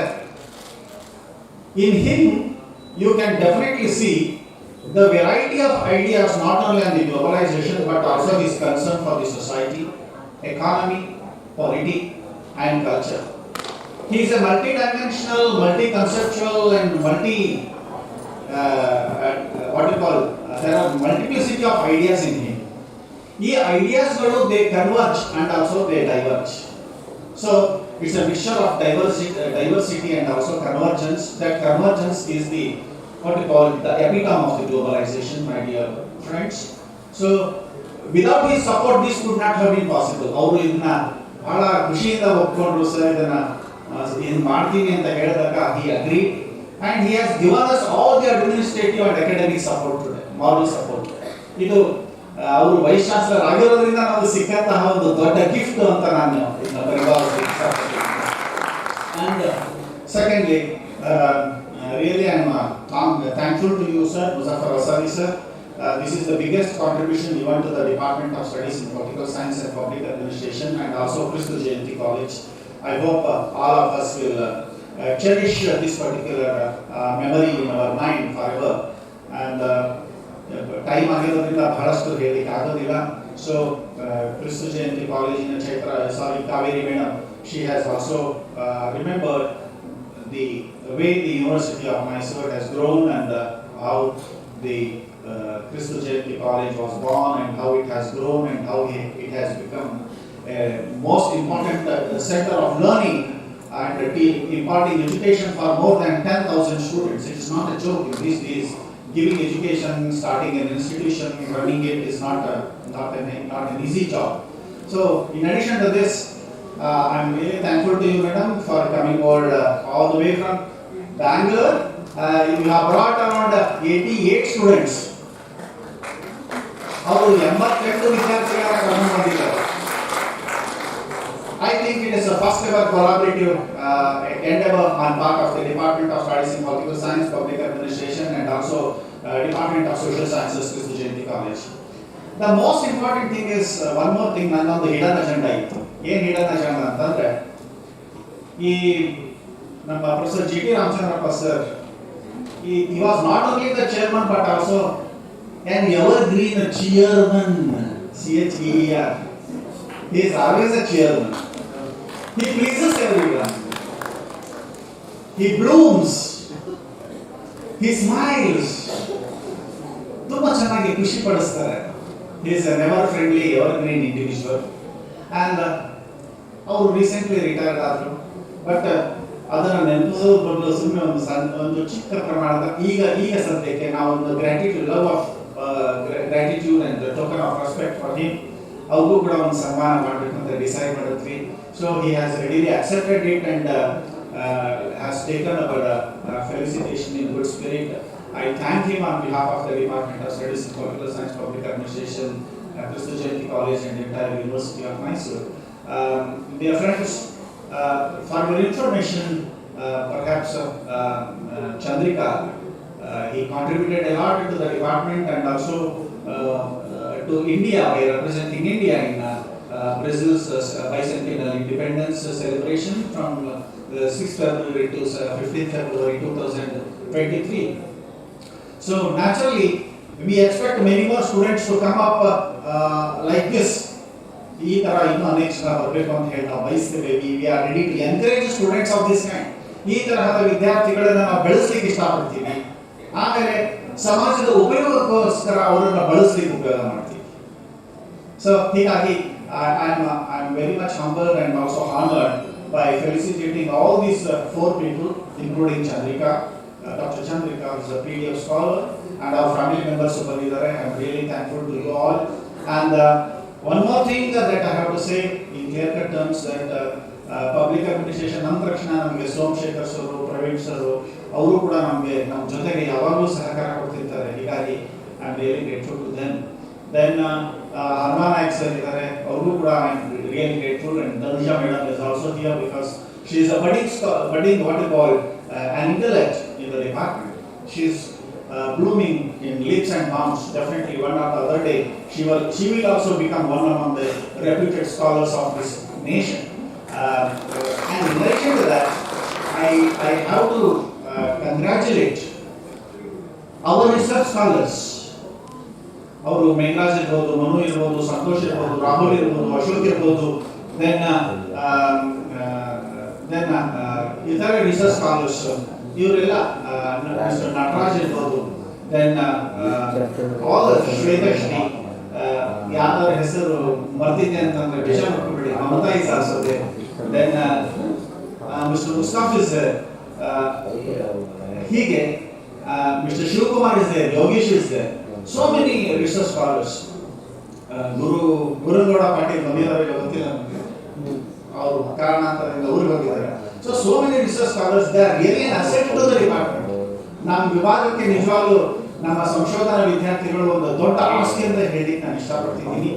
ಹಾಗೆಯೇ ನಮ್ಮ class representatives, MA 3rd semester ಮತ್ತು MA 1st semester ಇರತಕ್ಕಂಥ class representatives and students, you have responded to our request in good number, and our students of the Sociological College, I have to say hats off to you all for coming all the way from Bangalore to Mysore, and you have added an enrich a grandeur to this function.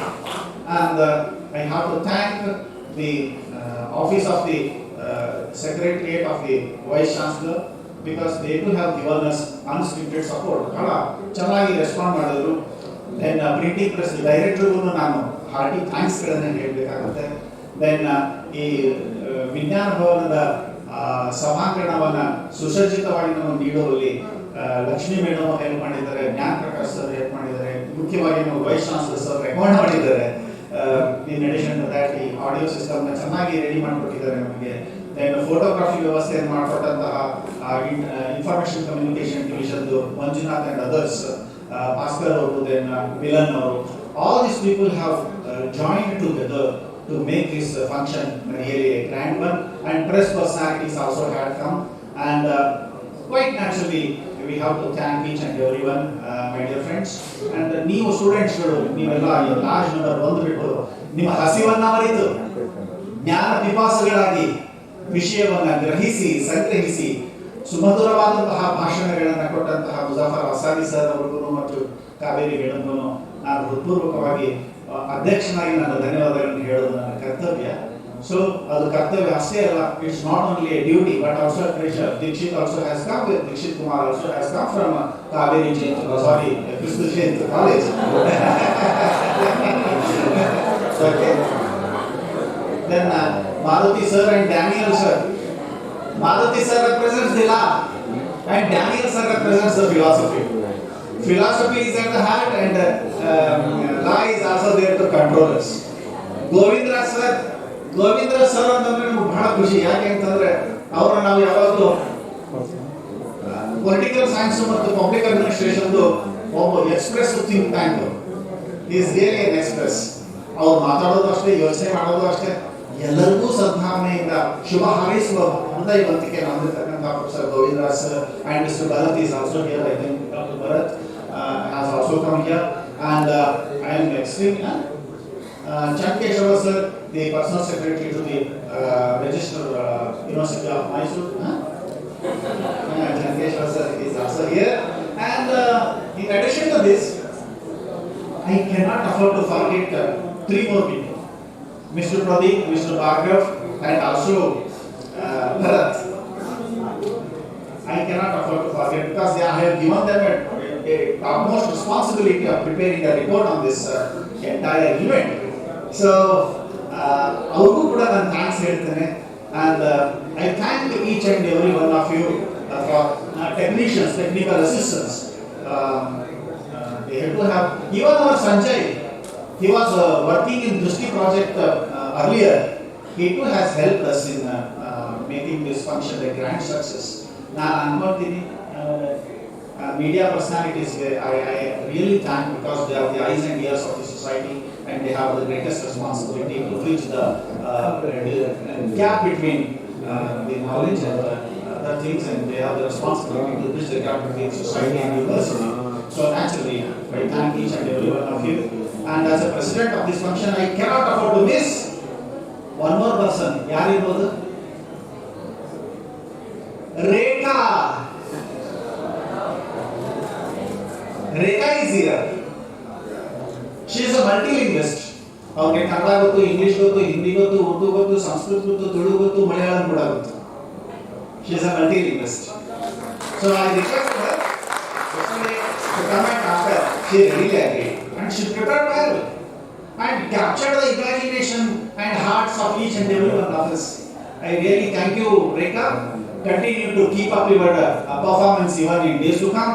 One or the other day you should become conqueror, not only in the functions but also in televisions and other places. And you should represent the department and remember the department and university with gratitude and nurture the best values of society. I hope you will also become an ambassador of the beautiful culture of this country. I conclude my speech. I cannot afford to ignore one more personality, great personality. ಎಲ್ಲಿ ನಗು ಇರುತ್ತೋ ಅಲ್ಲಿ ಬೆಳಕಿರುತ್ತೆ. Chandrika smiles, but her husband Shekhar smiles like the sun and smiles like a moon. So I thank him also and his family members, including Prajwal and Chirag, I suppose they are also here. I think ನಾನು presidential speech ಮಾಡೋ ಜೊತೆಗೆ vote of thanks ಮಾಡ್ತಾ ಇದ್ದೀನಿ ಅಂತ ಅನಿಸ್ತಾ ಇದ್ದೀನಿ ನಿಮಗೆಲ್ಲ. It is inevitable my dear friends. ಯಾಕೆಂತಂದ್ರೆ ಅಧ್ಯಕ್ಷನಾಗಿ ಅವರೆಲ್ಲ ಹೇಳಿದಂಥ ಮಾತುಗಳನ್ನು ಮತ್ತೇನಾದ್ರೂ ಹೇಳಿದ್ರೆ ನೀವೆಲ್ಲ ಚೇರ್ ಖಾಲಿ ಮಾಡ್ತೀವಿ, ಆಡಿಟೋರಿಯಂ ಲಾಕ್ ಮಾಡ್ಕೊಂಡು ಹೋಗೋ ಜವಾಬ್ದಾರಿ ನನಗೆ ಬರುತ್ತೆ. So I heartily thank each and every one of you for making this function a grand success, for holding the banner of political science and public administration at a high conceit. Thank you, one and all.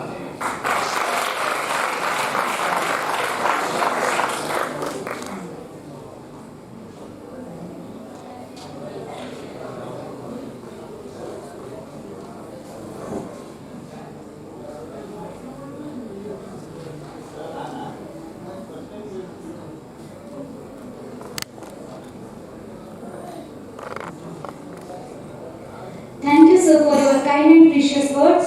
Now I would like to invite Dikshit Kumar, Assistant Professor of Kristu Jayanti College, Bengaluru, to deliver vote of thanks.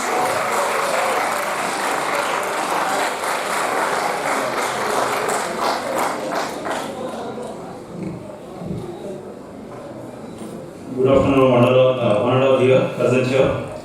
ಈಗ already sir Krishna ಹೊಂಬಾಳೆ sir ಔಪಚಾರಿಕವಾಗಿ ಒಂದು vote of thanks ಕೊಟ್ಬಿಟ್ಟಿದ್ದಾರೆ. So ನಾನು ಅದಕ್ಕೆ ಸ್ವಲ್ಪ ಕೆಲವು ಅಂಶಗಳನ್ನ ಸೇರ್ಸಕ್ಕೆ ಇಷ್ಟಪಡ್ತೀನಿ ಅಷ್ಟೇ. Thank you is such a prayer that cannot be seen and touched. It must be felt by heart. I feel honored and privileged to get the opportunity to propose a vote of thanks on this special occasion. First, I would like to thank all the dignitaries and also very much thankful to all organizers of this special lecture.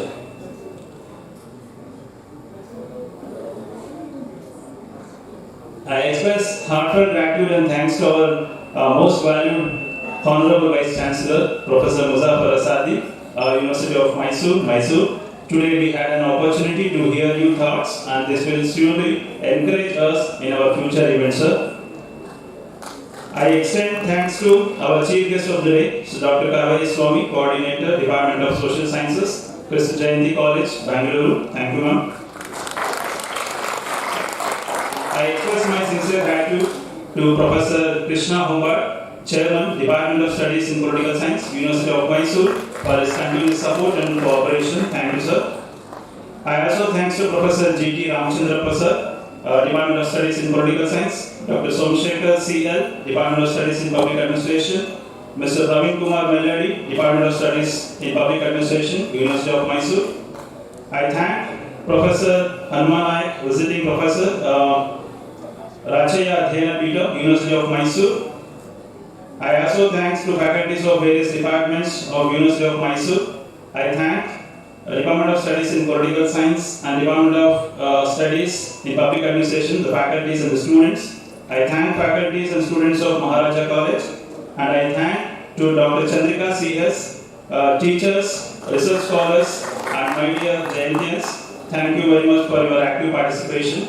Wish all of you a good day. Thank you.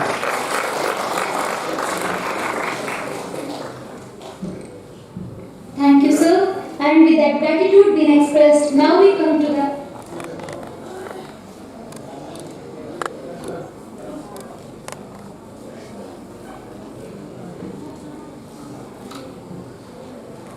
ಇದೀಗ ರಾಷ್ಟ್ರಗೀತೆಯೊಂದಿಗೆ ಕಾರ್ಯಕ್ರಮದ ಮುಕ್ತಾಯ. ಎಲ್ಲರೂ ಎದ್ದು ನಿಂತು ಸಹಕರಿಸಬೇಕಾಗಿ ವಿನಂತಿ.